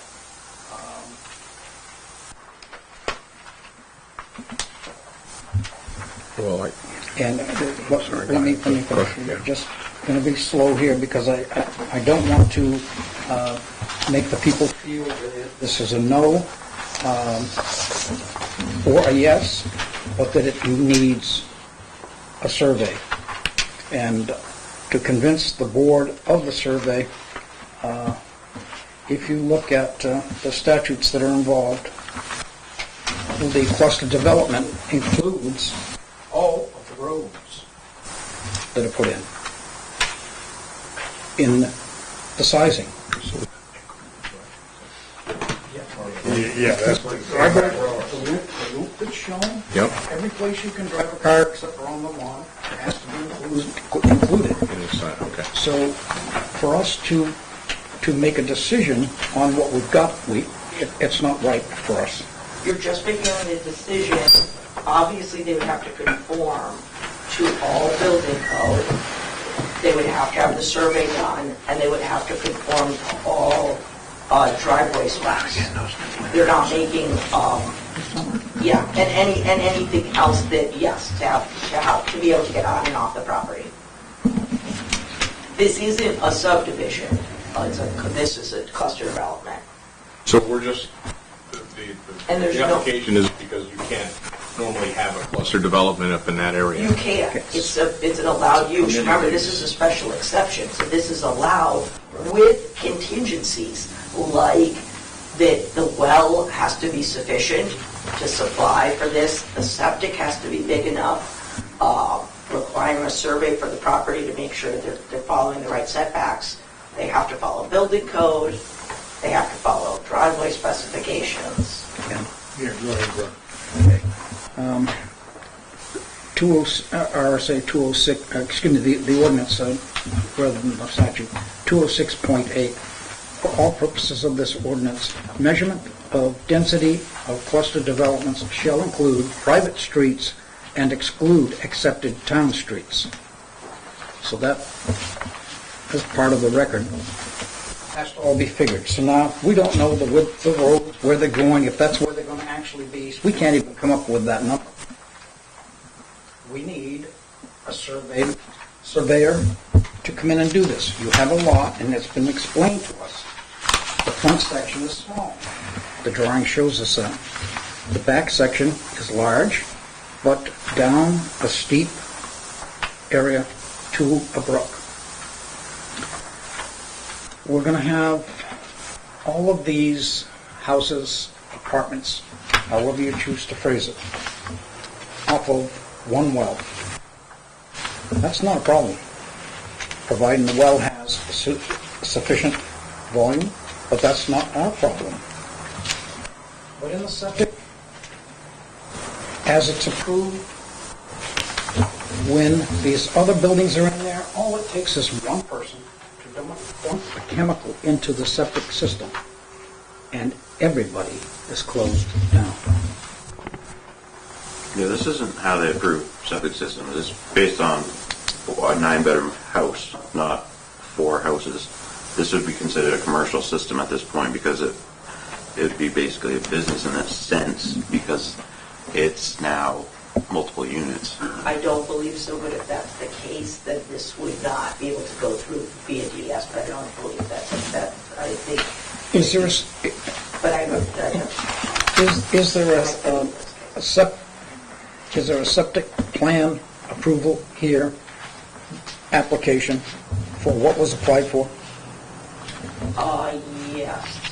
Okay, is it part of our paperwork? I've missed it if it is. You have it, but we don't here. That's what you're saying. Right. It's just They would this- have to have the approval of the 9-bedroom septic. You can have multiple dwellings on one septic, as long as it's large enough. I've lived in complexes, there's one on the side. Right, but they always make them bigger. Tim's saying it's a different plan. All right, we Okay. And I would assume he has some extra, I know he has expertise. Well, I could look, obviously if that's the case, then if. And I could be wrong, but I just know how if you take a house, you have a septic system. Okay, boom. Here's the linear footage you need for that field. Now it's like, hey, I want to have like a little ice cream shop on the side of it, and then suddenly it's That's commercial. No, that's commercial. But that's still. But, so say you have a house where you have a 9-bedroom septic and you make a house on the property and then you make an ADU or 3 or 4 ADUs, whether they're attached or not, as long as the septics match. Now you have to get variance for that in this town. Other towns can allow ADUs to be unattached shop as long as the septic is the size you could have as long as the septic is the bedroom size. I guess I'd have to actually talk to DES because I just know when you build these, they have to be built exactly to the specifications that they started out as. Now, if they applied and said, hey, I want to put 4 houses here and whatever, and that was approved, I get that. And you could always add other bedrooms to your house. I get that too. But I just feel like you're going from a residential to more commercial property because you've got 4 houses. It's commercial. You're making money off it, obviously. And I don't have an issue with that. I'm just saying. We've been told a bed and breakfast. Right, which. That is a business entity. But that's not in the application. in the application, so. And there's no, that, Yeah, Okay. so kind That's of. just, I'm sorry. But now, That was your speculation. No, that came from Okay. Bruce So, Bruce, let me- himself, that we're when we went up considering. there last weekend, because we got the letter, and so we went up to, hey, you guys, when we sold this, you said a house and a room for your son. Now they're, doing all of this, so, and then he's the one that brought us into the garage and showed us that this bathroom, and I don't believe that land is all. I do want to say that I'm the one that designed this lot, and I designed it for a single-family house, which has nothing to do with anything other than my feelings. And I put this land, other than 200 by 200 square, into current use, and it is still in current use at this time. And they've been living there in a trailer, in a camper, 2 campers up there. And when we wanted to build on our lot, we couldn't even put a little shed up there to lock our tools in while we were building because potentially we could be living in it. But yet They were up there before the garage was in. They've been up there all winter without any, Septic, water, nothing. Well, is there a septic existing up there? Or is Yes, that there is. proposed? Yeah, go ahead. We are living in the travel trailer because I was given to understand by trying to follow as best I can understand the rules as they're presented to me, that people can live in a travel trailer while they're trying to build. And for up to a year was my understanding. We moved in on October 1st into the travel trailer. We have 2 travel trailers on the property. The second travel trailer belongs to his son, who comes up to visit occasionally with his children. Yeah, I would just say as far as for us, none of that's important because if you're out of compliance, it's not my business, it's Christina's business. I'm trying No, to that's be in accurate. compliance. That's accurate. That's what you think, yeah, that's accurate. What Go you ahead, said, Scott. what you Right. told. Yeah. No, you can go ahead, I'm fine. Okay, I'd like to ask the applicant, these 2 houses on the property, are they rentals? Are you selling them and you're going to have a condo agreement? We are not expecting to sell them. I'm expecting to try to provide economic housing for people that are our co-workers. We both work at Lowe's. That's not my line of career, but we work at Lowe's and people can't find places to live. They can't afford to live. I'm trying to build something that they can afford to live in. Their utilities are going to be low because we are insulating the heck out of these buildings. We're trying to build durable, effective housing that's affordable for people, working class people. I'm not going through the program, but working class people to live in. So, but the nature of providing that is, That I would rent it to. they would be rentals, okay? The- And you foresee not seasonal, but rental, like any rental, as long as somebody has a lease, That's my, okay? what happens with the garage afterwards. The garage was not expected that we were going to build the back end of the garage as someplace we could stay while we're trying desperately to get people to actually build the houses. It's hard to find people. And I to can do see that. after one winter in the trailer, you would look for something else. Absolutely. So, and I keep hearing Oh, yeah. I keep hearing four buildings, or 3 Well, buildings. the garage is there, right? Yeah, but as a living unit, as a Yeah, okay, dwelling. so that's, Okay. They built, and they're building into spec. The garage went in and has been fully inspected by my department. They came in to ask if they could put in a full functioning dwelling, Okay. larger than 600 square feet, because if you build one less, that it requires a variance. Sure.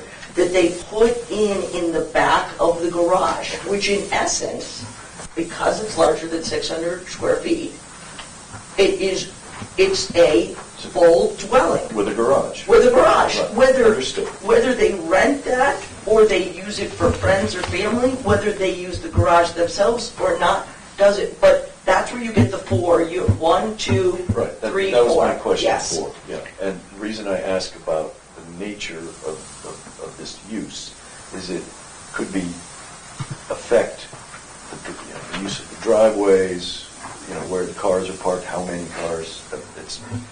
It's a fact finding. Absolutely. Yeah. I'm trying to give you the information Sure. I have. No, Yeah. that's- I'm not trying to hide any. So Christina, what are they allowed to do there currently?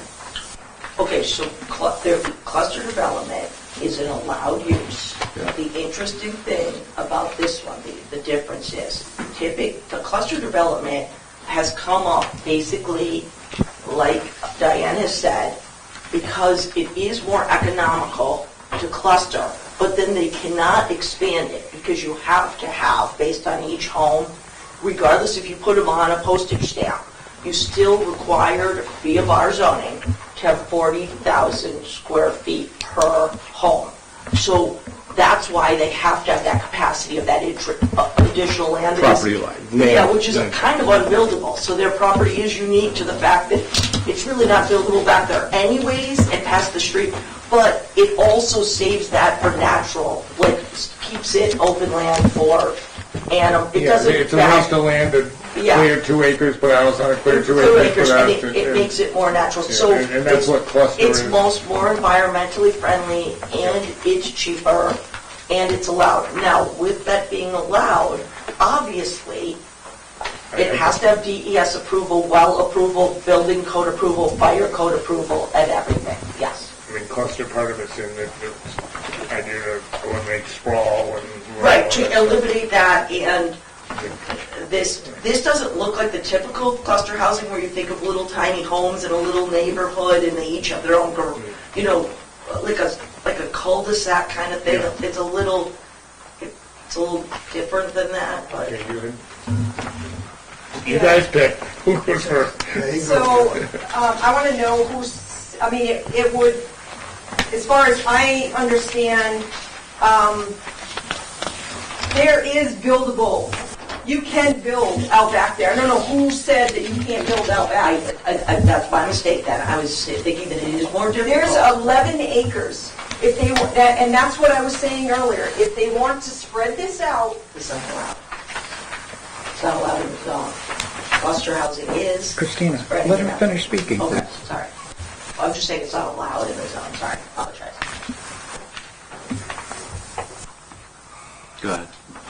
They're trying to put all of this on less than 1.5 acres. I know that's a fact because I've had it surveyed. Yeah. It's less than 1.5 acres they're trying to do this. And if you can imagine us with the next lot down wanting to put a house next to this, we're going to have tenant problems, we're going to have parking problems, you can't get we're two going to have cars noise out there. problems. All of these are going to be serious problems in the future.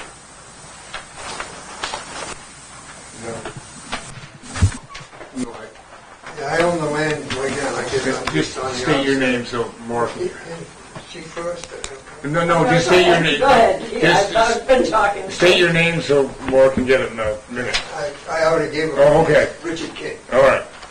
Uh, I'm losing track. I own the land down back.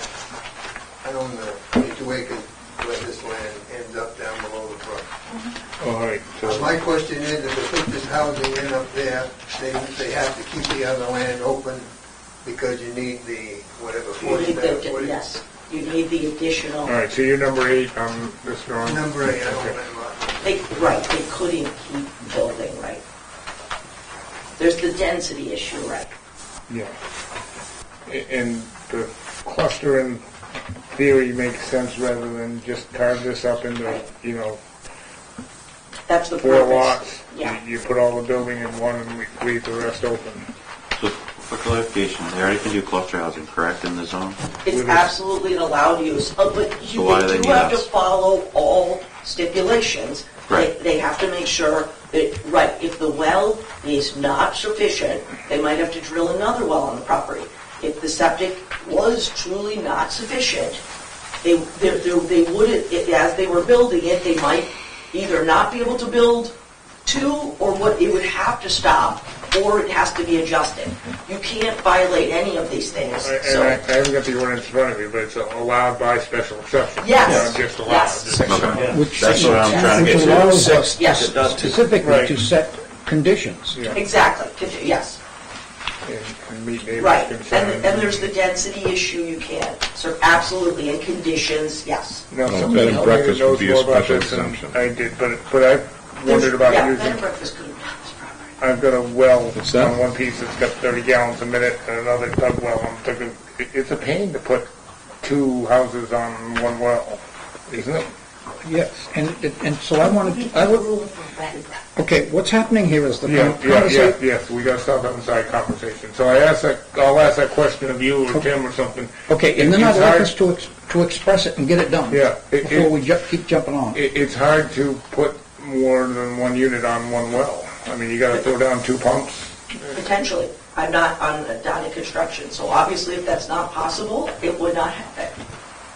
Right. Obviously, if the contractor says it's not possible, Right, then right, but Okay.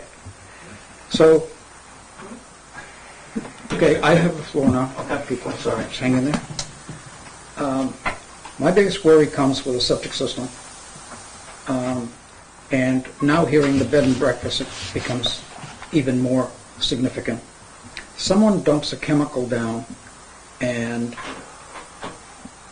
kills the bacteria. This system is not functional. It's done. And all of these people here, so I would never build a building that people lived in that didn't have their own septic system, because you'd have to trace it back, you'd have to figure out who did what, and I need to know that DES knows that we're talking 3 residences into 1 leach field. 4, okay? And so that is one. The well, okay, you have a recovery rate. And everybody gets up in the morning, takes a shower. Approximate same time. The well is drawn down to the point of somebody runs out or they all run out. I am conservative, but I think it is not in the best interest of the people who are doing this for us to keep our expertise silent from them, because they may not have thought about the possible repercussions of what they're doing. That all being said, we are being asked to look at a plan that is not surveyed. Shows us no locations of anything. So, somebody says we need a 10-foot side yard setback. There's the boundary line. No, the boundary line's over there, or the boundary line's here. Where is it? So, that's why I say I do not believe this is right for us to consent to. It's right for us to listen to. But to go further, to me, is bothersome. I've thought a lot about this, how it could be done, and yeah, it's... Would this need planning? wait, let her finish. I'm sorry, I thought you were quick. Okay. So, using the land on the other side to fill the 2-acre requirement, You mean the other side of the brook? yeah.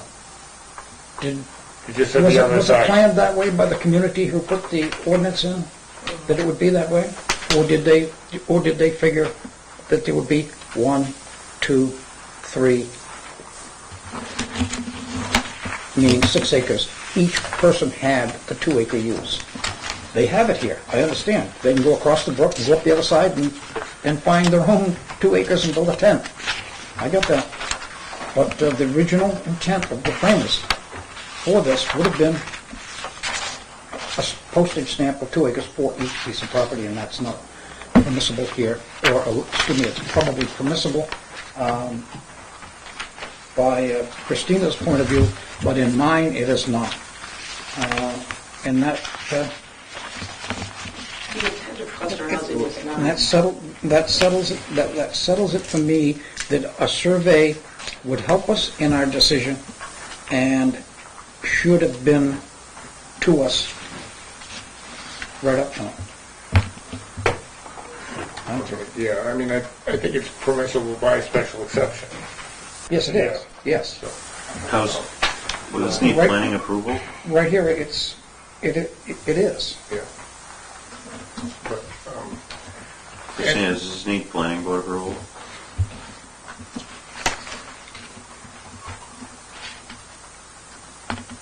It's a good question. Because without that, there's a lot of, It's not a subdivision, and it's not even separate. They're not even subdividing the property. but you know what I'm saying, so our first case comes in here and has architecture plans and whatever, right? And then this one comes in and, it's a hand-drawn thing, and that one has oversight, like, there's no tomorrow from the state, from everyone else. My concern is this project's not going to have oversight, and not to the degree that So like, things are what would done you- correctly. Right, what would you be worried about? For, beside, like, say DES, obviously, because if there's no water, they don't get COs. If there's no toilets, no one gets COs. So I guess if they don't build them correctly, no one gets, so again, I agree that there should be a survey to make sure they follow setbacks. But anyone building anywhere, whether it's one house, one shed, or 30 houses, you have to adhere to setbacks, and we don't make surveys happen. But I will say that I think that could be reasonable, because this isn't just one house or one shed. A survey. I guess I just, looking at just this, okay, and if I had some more detail, maybe I would see it and be like, oh, okay, but being in the sewer business for a long time, We don't have to decide tonight. You I could find ask it- for things to come back. I find it very hard to believe you're going to be able to get 4 sewer lines through that tank that's set up like that. And you can't change the design of that system. It has to go in exactly how it is on that plan. So now that the garage is there, technically, I believe they could they could put the system in and get it approved. But after that, when they start adding houses, DES doesn't look at it anymore. Alan could look at it, but, so the oversight's not there like it is on that housing unit or Spring Street, because there's so many components So to you're it. saying that with a septic, that if they wouldn't be able to attach all these homes, so some of the homes would have no septics? I find it hard to believe you'd be able to, So you'd gravity say that. they build the home and it would just, there'd be no toilet, so if that's the fact, and it got built, they built these structures, they would have to be storage sheds, they couldn't put a toilet in them, right? Absolutely, if they couldn't be hooked Well, up to a septic. and I would think, DES could sign off on that and say yes or no. Yeah, I mean, you could put either ask for like that additional information, come back to it, Yeah. ask for the survey too, or you could just put a conditional survey to make sure they follow all setbacks. And then there is the well concern for recovery, whether that one would do it. I don't know who would test for that, if there's experts on that. And then obviously, DES. But see, that's my point right there. You don't know those things because these other buildings have all the oversight above your head, But when right? we go and do the inspections, there has to, so, But you don't know how many gallons a minute that well is. You don't know how many gallons a minute you need per right, house. but they could bring that information. Yeah, I get Okay. this in it. But, and help me out, I would be comfortable, maybe not a surveyor stamp, but we need dimensions.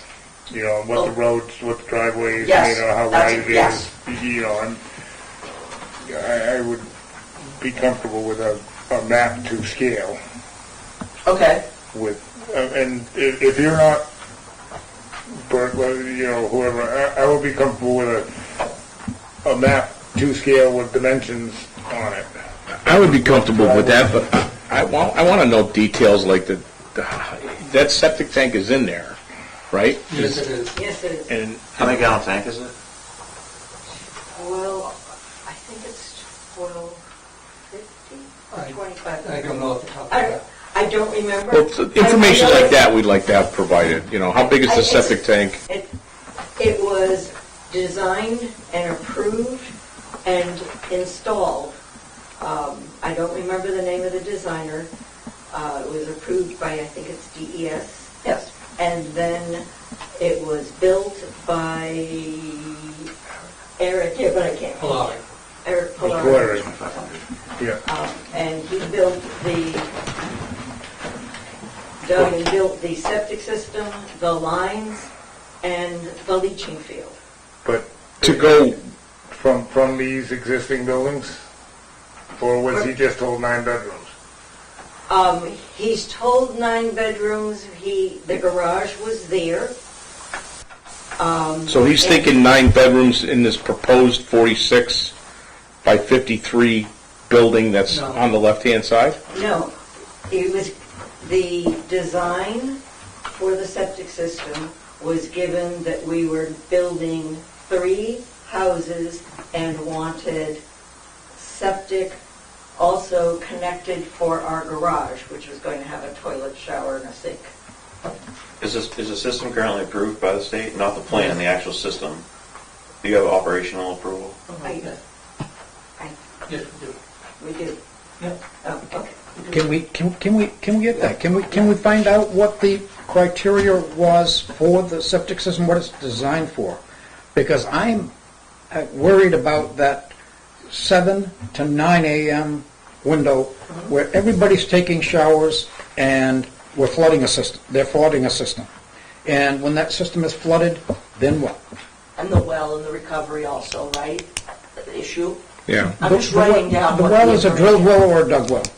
Pardon me? The well is drilled or dug? You'll have to ask the Llewellyns. I can tell you it was a pounded well. So in our case, in pounded well. Anyone remember how many gallons a minute the well will do? 12 and a half. Yeah, so It was tested when we bought the property. but my thing is logistically, how do you put in one pump and then? You spend Okay, well, $750,000 okay, on I this can project. I can answer that question real easy. The well that I put in for the daycare has also the lot house on it, 2 pumps in. Okay, what they do at that point, they know the depth of the well, and they go down in with what's called the primary, and then the secondary, and there has to be, there's structure between them, because when the pump torque comes on, it moves. Yeah. And if it moves constantly, then it doesn't work. And that's been now 8 or 10 years. So you can get 2 in, but it has to be in the design done from the beginning. But here you're talking about 4. I mean, you can do it. You don't technically need 2 pumps, but you're talking substantial amount of money. You need a 100-gallon well tank or something crazy like that to run on. Like, it's complicated and expensive. Yeah, that's, I just don't know if you guys know what you're getting into. Can I respond to that? Sure, absolutely. Yeah. So the person who did the pounded well was unable to, I guess he had medical issues, and he was unable to recall anything about the well. So we found Bob Lucas, and they came in and they did our well testing, which was part of our purchasing, the testing. I don't remember the recovery rate, but it was 12 and a half gallons. He originally tested the wrong one. yeah. And who put in the plumbing for the, because we now have running water. Fisher, Oh, yeah. they're on Main Street here. Oh, Heath and Field. I'm sorry? Heath and Field. Yes, thank you. And so we have a well tank, and supposedly my understanding is there's only 1 pump, and I think it's down in the well. Yeah. That's standard, but, yeah, and you have the tank in the garage, but then it's getting into the other houses that I don't, And right now, there are 3 connections for the other 3 buildings that are going to be. I don't know technically how they do it. Sure, that's fine. You can have a storage tank in each building. That would make sense, but I don't know that for certain yet, but. yeah, it's just, we're Yeah, digressing. you'd have 3 So- separate levels. Do you want I'm to trying to know, address the Tank's concern. expensive. Yeah, no, I, And it's not getting any warmer. do we want to That continue person's to make a list Yeah, out of because- this? yes, Because of the demand. Just so I make sure you have everything. all right, so we want, Driveway dimensions, map to scale. I'm going to get the Okay. septic No, design. I can't agree to a map to scale. Okay, A surveyed, doesn't have to do the whole lot, just do that into the lot where we're talking is affected. So from the road down to the down to the brook would be sufficient. okay. That will show us dimensionally where everything is located and intended to be located. So, and a surveyor's stamp on it, which means that's where things are. Septic design and then, detailed septic design. Septic approval. State one, yeah. Yeah, and obviously all the approvals, but the design's important, right, to hook up to all the houses. Well, Yeah, I just Right. want the septic plan. That'll Yeah, tell me that's- everything I need. Yeah, and approvals. Well, yeah, that it's approved for, I'll have a Okay, stamp on it. and then well depth, recovery, and the pumping. The pump that they presently have on it, and if that's, I don't know if we need to get into that. Well, I might, I don't know, I think they have it. yeah, but I mean, that's kind of outside our purview. Okay. I think. I think they might have it, but fine, if they have it That- already, I would okay. think that would be something you and Alan would want to know before you give COs. Absolutely. I mean, everyone has to have water, everyone has to have septic that works. But I think it's kind of outside zone. Okay. So we're gonna do driveway, the septic information, the driveway dimensions, which would go to the map, the survey map, with all the driveway, yes. Parking spaces, yeah. Yes, parking space, okay. Parking space, yeah, that would go to the survey map, okay.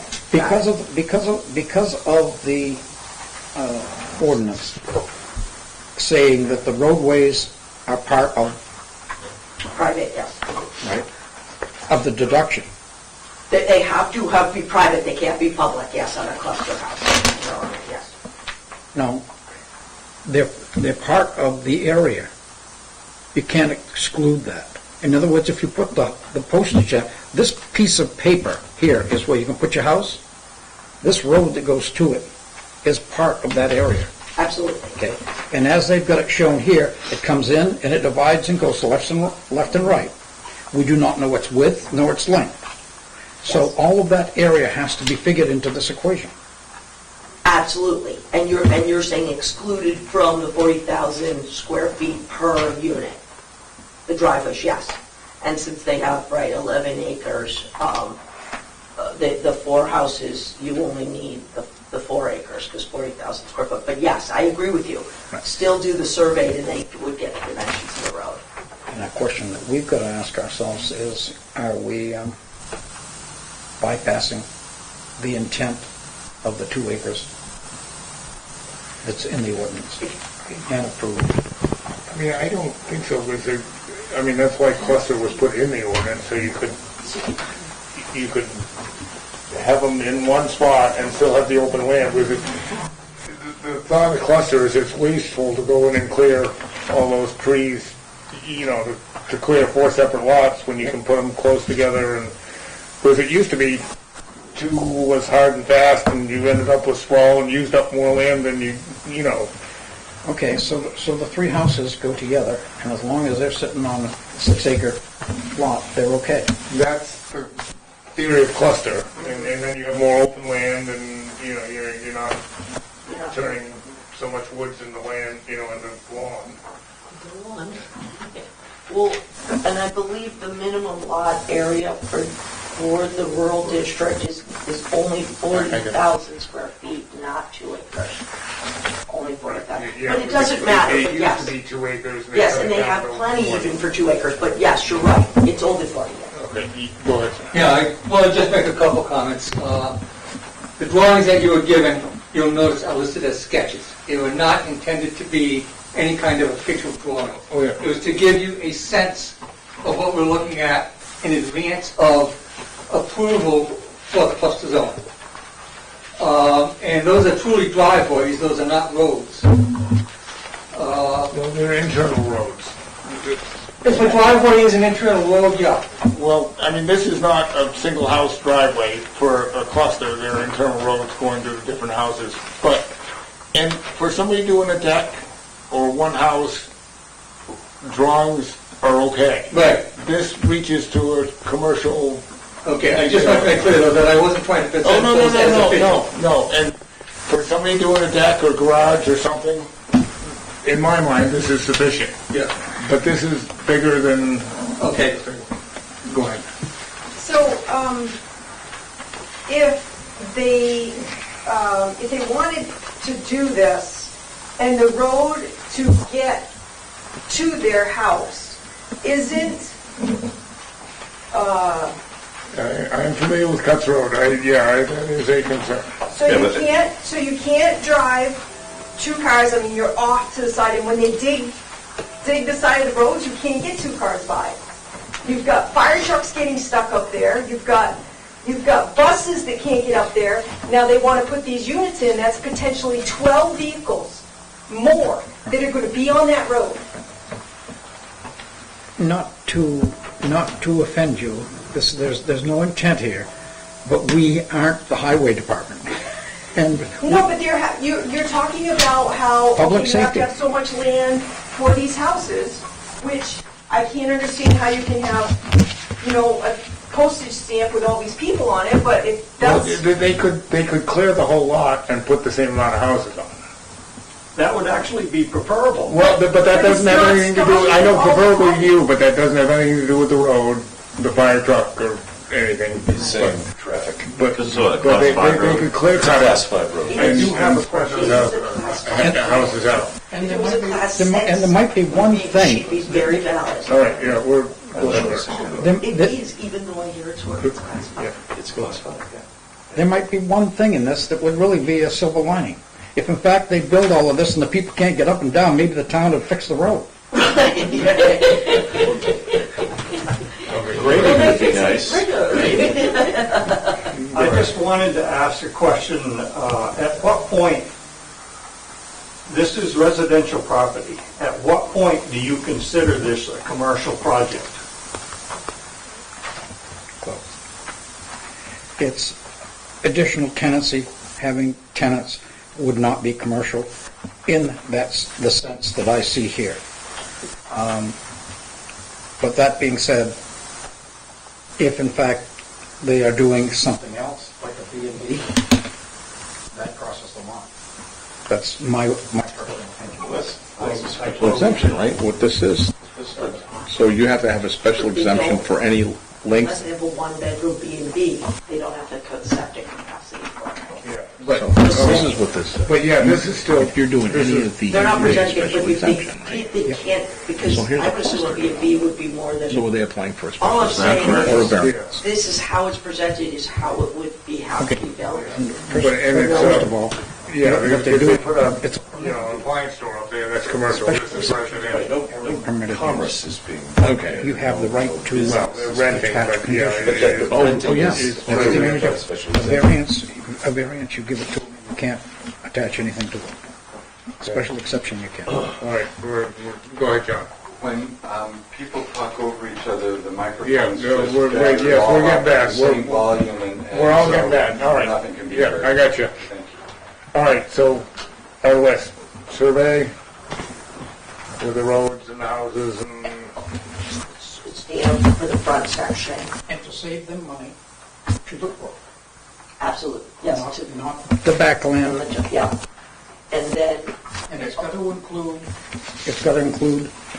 the driveways in order for us to get the amount of area. culverts if needed, yes.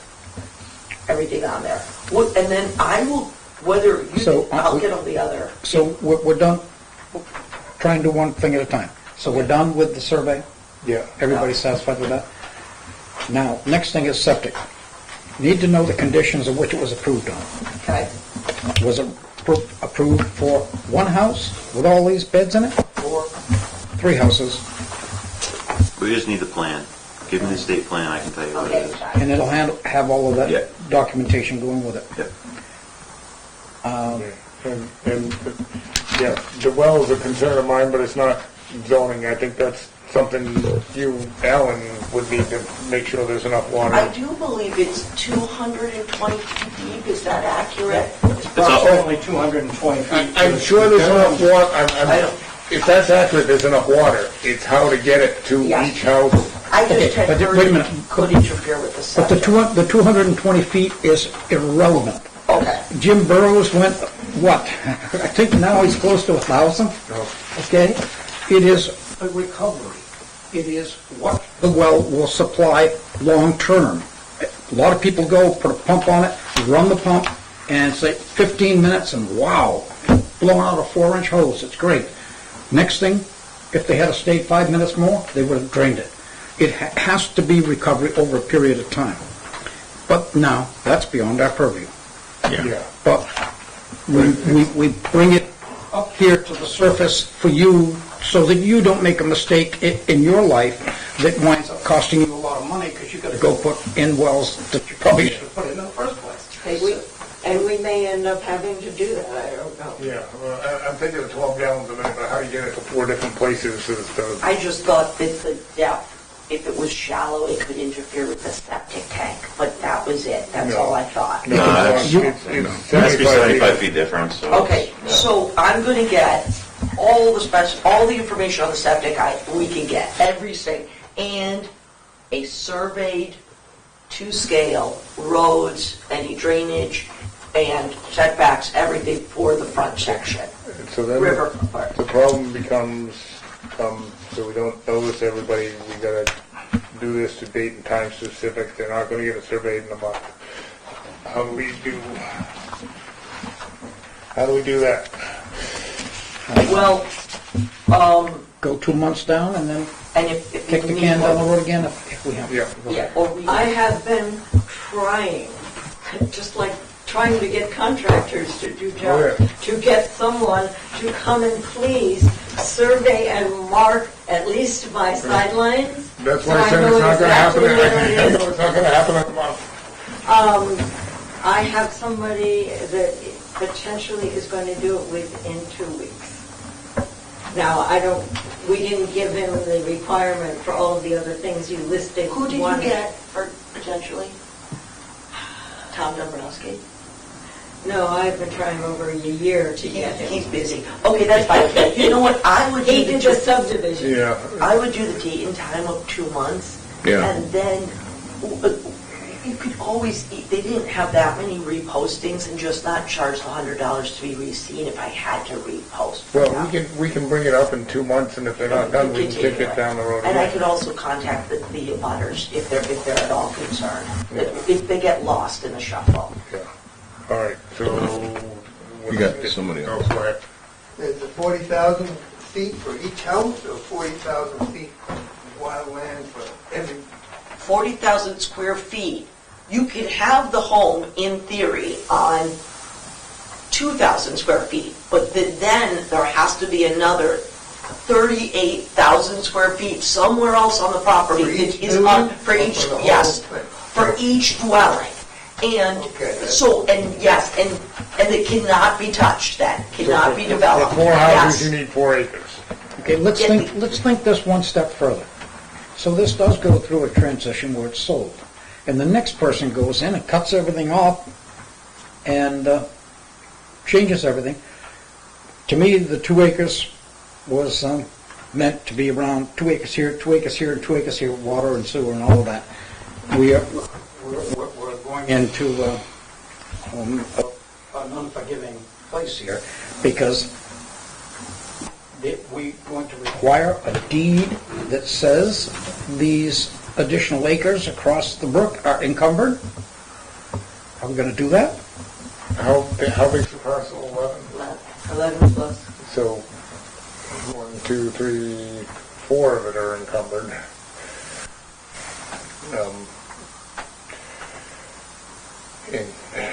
And I'm just thinking out loud here. So 4 of the 7 are certainly encumbered. I suppose in theory, but I don't know how you do that with these existing driveways. You'd have to... Right, because the driveways count also.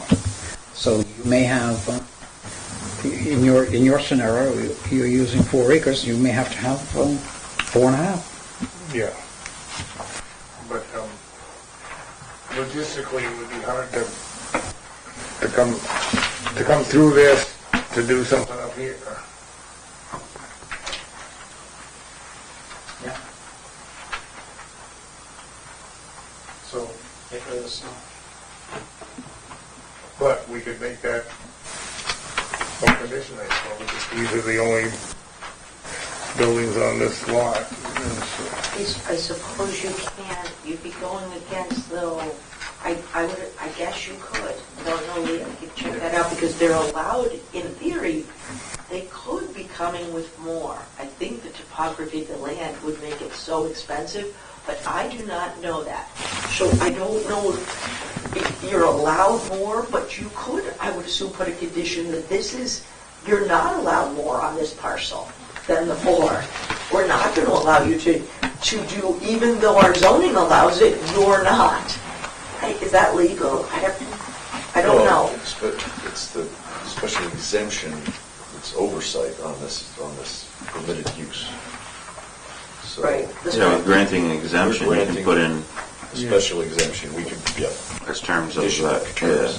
Yeah. Well, and in my mind, this is pushing it for, it's for the road and the neighborhood and all that stuff, so. Well, it's, Well, that could be a good, right, to say that the characteristics of the neighborhood would change if you made significant more. scattered and premature. Yes. All right, so what's the date? Okay, hold on. So next month is... 2 months. Yes, I know, let me go make sure. You gotta go one at a time. It's his question, Ben. Oh, I'm sorry, go ahead. So if the roads and stuff right now are maybe borderline for this, so if you let this happen with this road, then somebody right next door can do it, and that's okay? Now you've got that many more people with a road that's already borderline? Because it's a class 5 road. If it's a class 6 road, they'd have to bring it to a class 5 road. It's a town road, it's just class 5. Correct. There's really no, in terms of the zoning, the road is not really a concern. Well, Well, yeah. if we would, Unless, well, we have, I'm sorry, go ahead. no, you, No, we I'm sorry, put the conditions in based on the road. I mean, it's one thing to have a paved road, it's another thing to have a dirt road.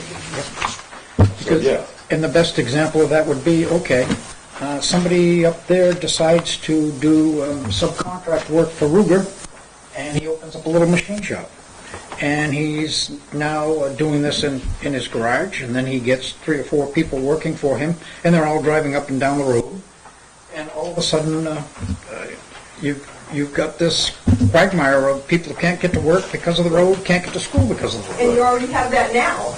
And now you're going to put 12 more vehicles on that road in one little section. Well, and at some point, there comes a tipping point, the town's gotta do something about that. Obviously, the town has to make the road passable for cars. So if cars are not, I know. I would assume that the residents would complain. It's a class, but You I do know they shut- didn't know it was that They shut the bad. whole, all dirt roads down for school buses. Oh, all of them.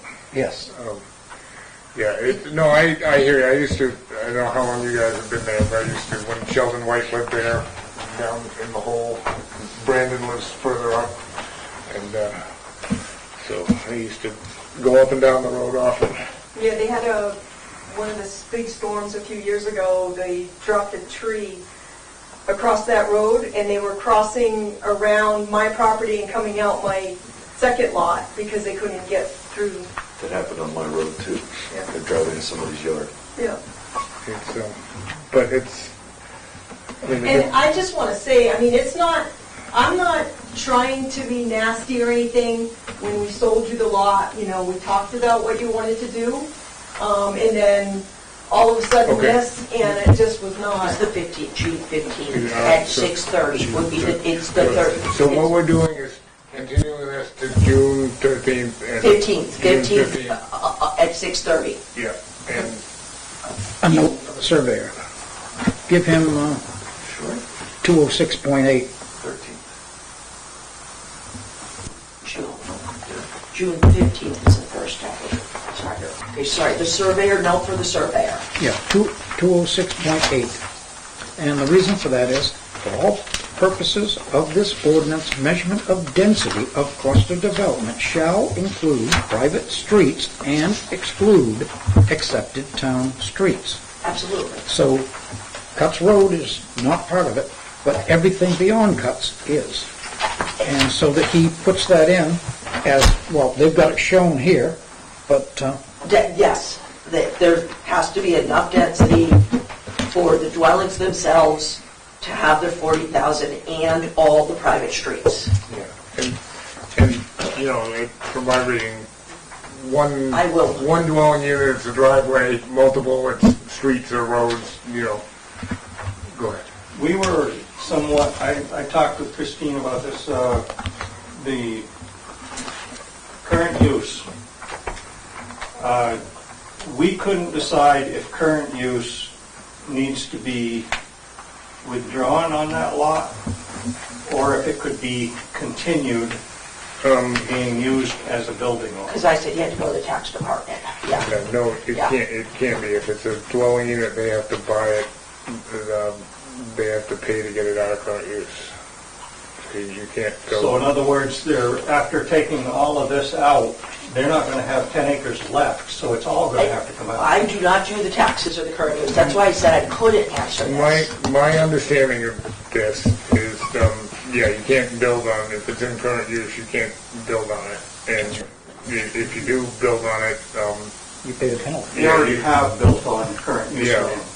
and, yeah, you have to pay the penalty, which is the Right. tax. Nothing to do with my department. They Yeah. don't even want me answering it because it would be wrong. And that would be That's up to the Tammy's tax assessor, yeah. ramifications, It's absolutely. 10% of the highest and best. And use, assessors, it would all be assessed after. Yeah. Again, I don't even want to know because I don't want to state anything wrong. Yeah, but yes, it can come out of current use, but you have to pay to get it out of current You gotta use. pay the tax difference between what went in and what came out, right? Yeah, Something like that. yeah. Okay, yes, But that might be the first question to ask. I've got the tax card here, and it shows the current use. But I didn't get the land portion to be able to tell, wait a minute, is it here? 69,000, 72,000 total taxable. This isn't going to help us, but we can get it. Well, we don't need it, they just don't need. We can all get it, and so, do you understand that, no, I'm talking to the lady behind you, that if you go into that current use area and change the use of it to a residence, then you pay a penalty on, On the amount that you take. well, you got a threshold of 10 acres. And so if you go down to 9.9, you pay it on all of it. There are exceptions to that, but if you can do less than I 10. need to talk to the tax. Yes, exactly, yeah. Yeah, is the answer, Yes, absolutely. yeah. Okay, so I guess, do I need a motion to continue it to the 15th at 6:30 from somebody? Subject to the information. Well, yeah. Yes. Come back. And if they didn't have it, obviously, we would not hear it that night. Well, we So I make a will motion. Bring it up and punt it. Absolutely. And we make a motion, we revisit it on the 15th of June? June 15th. June 15th at 6:30 Second. with the information required. Yes, I've got the two specific conditions. And we're doing this so they're not going, you won't get notices, just plan to check with Christina and make sure whether if we're going to have it on the 15th, Yeah. it's going So we have to be here June 15th. If you want If to. you'd like, yeah, if If you'd you like. want it. Yeah, that's, It will be on the agenda on June 15th, though, because you just said it would. Right, So yes. yes, absolutely. but you can check with Christina to see if you will actually hear it or we're going to kick it down the road. That's right. If they didn't get all this information in, I would put it to the board, please continue again. So yes, then I would tell you, so you don't waste your time. Absolutely. All right, so that's why I'm bringing it up, so we don't, all right, so, motion made and seconded to continue this until the 15th. 6:30, and all in favor? Aye. Okay. And, Oh, and do we want to do the same for? I mean, yes. I would think so. I mean, in theory, you could just do this, but it really is combined. And they kind of go hand in hand.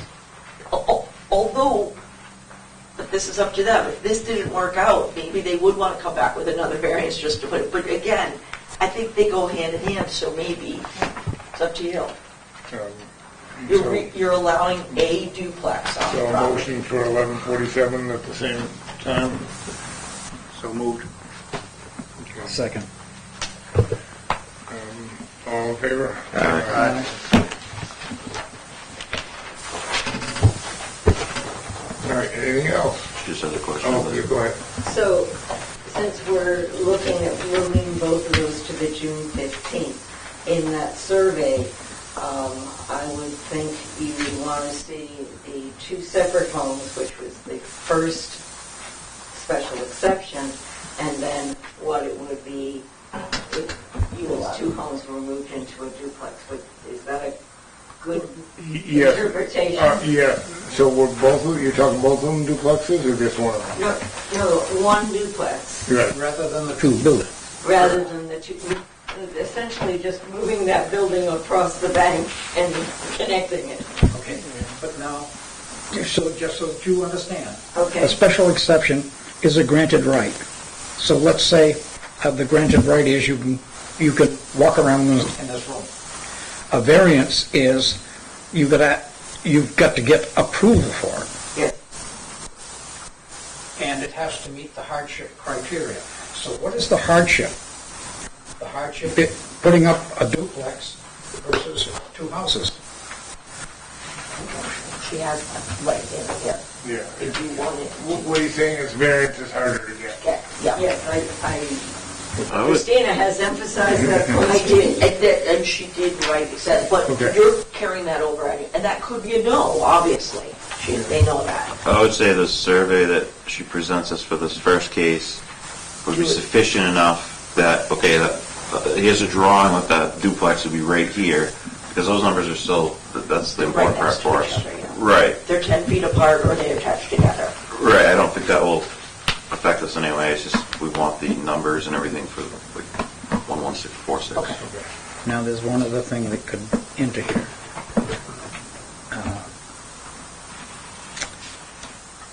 If you create additional traffic on a road that is detrimental to the town can assess you for the improvements.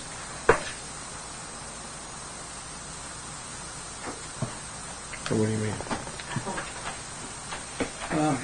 Lebanon brought this up years ago when I went to Concord to protest it, that if you come into a street and you're going to do something and create additional traffic, and traffic lights have to be put up, or something else has to be done, those off-site improvements can be billed to the person who has created the need.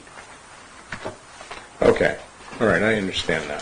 Let's take it to the extreme. A factory is going to go in on a residential road. Right. Okay? They say, wait a minute now, it's a one-lane dirt road, and it's going to now be a two-lane paved road. The factory will have to cover that cost. Okay. But I would say if the town has not done this for The number of families that have built houses up in Cross there. Street, Cross and Canal Street, they would have a tough time doing it on Pets Road. But they're already paved roads, and you can get through them. You may have to wait a little while. But here, walking home in the mud is. Yeah, but I mean, I think there's, I hear you, but they would have, I'm not saying they can't do it, but it's more likely for a big project and, I mean, you've got building lots up there that are vacant that you Right, can if sell. someone built a house up there and they created more traffic, like my family created a lot of traffic, I do not see how the town would ever be able to, and it's approved for residency. It would be pretty hard to charge someone because they have a lot of children and cars. my neighbor has teenagers, and it would be tempted to charge him for. Yes, but you would be tempted to charge me on my road too, and that would be a hard push. We created the same thing years ago. Yeah, it would just be, I would think, but I don't have any teenagers. But that and delivery services.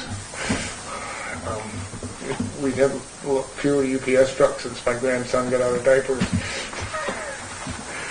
right. Okay, so that's done. Anything else before we adjourn? I'd just like to say thank you for Oh, yes, hearing my case. that's what we're here for. Well, I just wanted to, I appreciate your service, though. I just want to make a point or question or observation or I don't know what you want to call it, but the fact that the Cross Canal thing came up again with that change, I just want to ask the question again of how many housing units are we going to approve in Newport before we get to a tipping point and we destroy this town overnight? Because there's 70, 32, 25, 42. At what point do we stop? Because yes, we very much need housing, but we are also now potentially building at such a rate, if this project comes online fast, they start at Spring Street, so in the course of 2 years you may add 160 units to your town. Your school's not equipped for that. And like, so someone needs to start asking this question, and I've asked it before, a few years back, but I mean, I think there's a huge population growth in the last, they say our construction of residential homes has slowed since, like, it's the slowest ever since 1998. And we've added something like 2 million more single families, whether the family is me, I live with my own dogs, or the family is a new married couple or an unmarried couple, or it's a family of 10. We supposedly have 2 million more, I believe, nationwide, that the homes haven't been made for. Are they all getting paid by the government? Because none of them want to go to work. I know. We can't find anybody that... So I don't know. I don't know. I will say that people might have open homes. That's from But I here. doubt it. And people are mass leaving the cities and loving New Hampshire. The second page. But, so I don't see it, but What is I'll this? tell you, for variances, In a minute. when there's variances, you could say now. It's when there's allowed use, it's harder. Well, and that's part of the reason why I wanted to say, hey, you've been approved for one. Absolutely. The red zone and see if we need two, but my sense is they punched the numbers, they wouldn't be spending this money if they didn't think there was demand for it. Yeah. yeah, but they don't care because they'll fill spots and they don't have any, they don't live in town. They don't, they're salespeople, they're going to make money. John's going to make money, they're all going to make money. Yeah. My concern is the long-term effects it's going to have on our town if we keep approving unit after unit after unit after unit. But but that's part of it. If you had the apartments we have in town right now, and I don't know the number, I know she did. What do we have, 150 apartments in town maybe? There's a significant amount of apartments, and I think a lot of those people in these apartments will move to some of these new units, especially the workforce. My hope is that those apartments, that some, I will not say, are very ill-maintained, and they are getting a lot of money.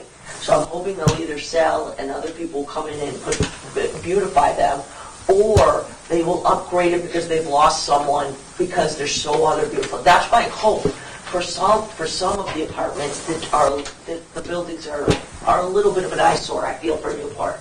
I do feel it's way more coveted of an area from who calls me than you think. I get calls multiple times a day of people wanting to move here. Oh, no, that's the point. That's the point I'm making, though. Oh, so you don't want them to move here? Well, no, I have no concern that they won't fill these apartments. My concern is when they show up with 100 kids to add to the school that we have to pay for, that those 4 units aren't going to cover the cost of that.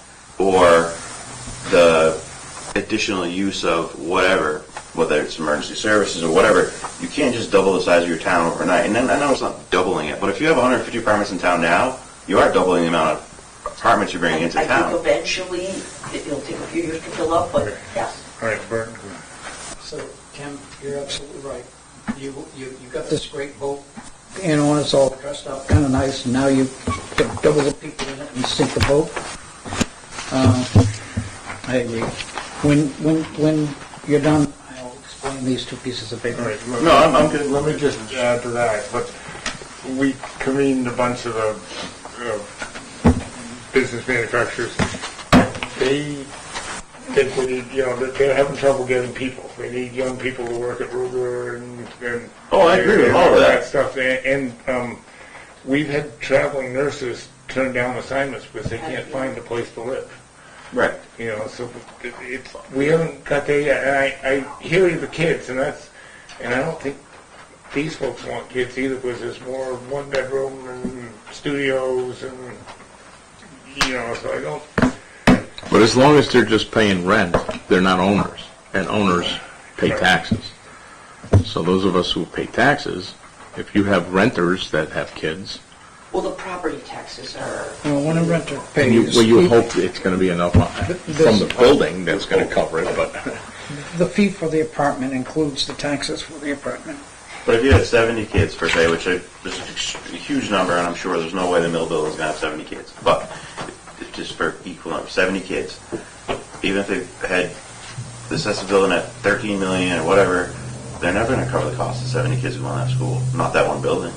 no, It's a that's tax true. burden. Right. So now I don't think they'll have that many kids, but Or at least we're hoping. we're also sold things that aren't necessarily like this Canal Cross Street deal. All of a sudden, like, oh, I think we're gonna add another one. Wait a minute, that's not what we're sold here. So, at what point do we, like, someone needs to be looking out for this town and thinking about these things. And I've asked the question before and haven't gotten the answer I believe is the right answer. It's more like, I'll just build them all. Well, sure, just build them all, but then what? Turn to your right. They gave $300,000 a year away for 3 years of that money that you might want to educate the kids. I do think, though, just to say, children are your most valuable asset in any town. Towns that don't have children are dying towns, because if they move out, you have rich towns have lots of children, just saying, because they're vibrant and you don't want an aging town. It's just typical, just saying, just throwing it out there. No, I agree. Typically, children in towns make it from very prosperous towns. That's overall. You go up north where children are moving out, people are moving out, no jobs, it's dying, and there's no tax base. Children bring in the big Or you bucks. have an enormous tax burden, which forces people to leave. Right, which is where we're at. Yes. That's right. I know 2 people that are moving now because they can't, the taxes are almost as much as their mortgage. So they're going somewhere else because they can't take the burden anymore. Well, they're not going to Claremont. They're not. Yeah, But North it's- Carolina, but go ahead. Okay. But it's this balance. We have to find a balance. I just feel like it's just too fast. It's not like, because like Spring Street gets done, they get filled in, and then your town starts to feel, oh, okay. But if I'm just saying, if you go too quick, like if you build your business too quick, usually it'll tank because you just don't prepare for everything. It's a slow process. That's my concern. Well, to take it with a little bit of humor, a little bit further, the baby boomers going through like a bulge in the vein going through, right? They expected us all to die, and we're still here. Right, that's the housing crisis. That's the housing, there goes it. You like that. And medical. But when we do finally leave, who will be able to buy our real estate and pay the tax bill? All right, this document that I handed out, Jeff Kessler did the right thing in bringing it to our attention, but he gave us the 18, so I included on the 18, see at the bottom, Roman 3:18 versus the Roman 3:20? Oh, yes. Okay, what he really was bringing to us was the words on 20, not 18. So I brought that to you so you would understand why I changed that number on the minutes. But this document is important to us because it tells us it's specific to zoning boards. And yours doesn't have parentheses on it, so I didn't copy that. So if you look at the paragraph that's right under the word recommendation, On 20. below the box, that first paragraph, it starts off with 674-33. Go down to the 4th line and see the if a zoning board. Yeah. Okay, I put parentheses there, brackets, at the beginning of if, and then go down to the next to the bottom line where it says without prejudice, and I put the other bracket. That was what I garnered as being the important message that Jeff wanted to bring to us.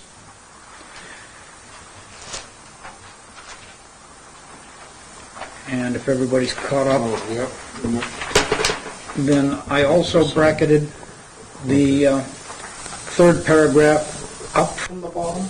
Starts off, once the evidentiary portion of the hearing. So what happened the night of the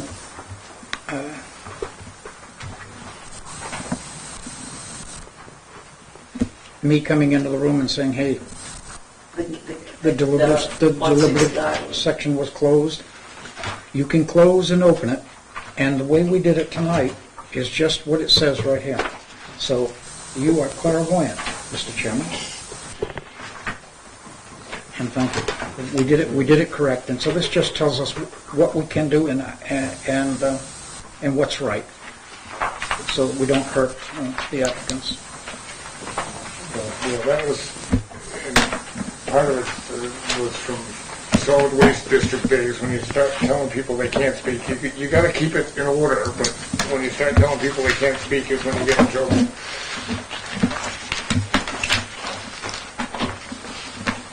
All right, so, yeah, so 20 is more important than 18. Yes. Okay. Anything else? Do I have a motion to adjourn? So moved. All those in favor? Aye. Good. It's really So- interesting. I have a question. I'll be in touch. One-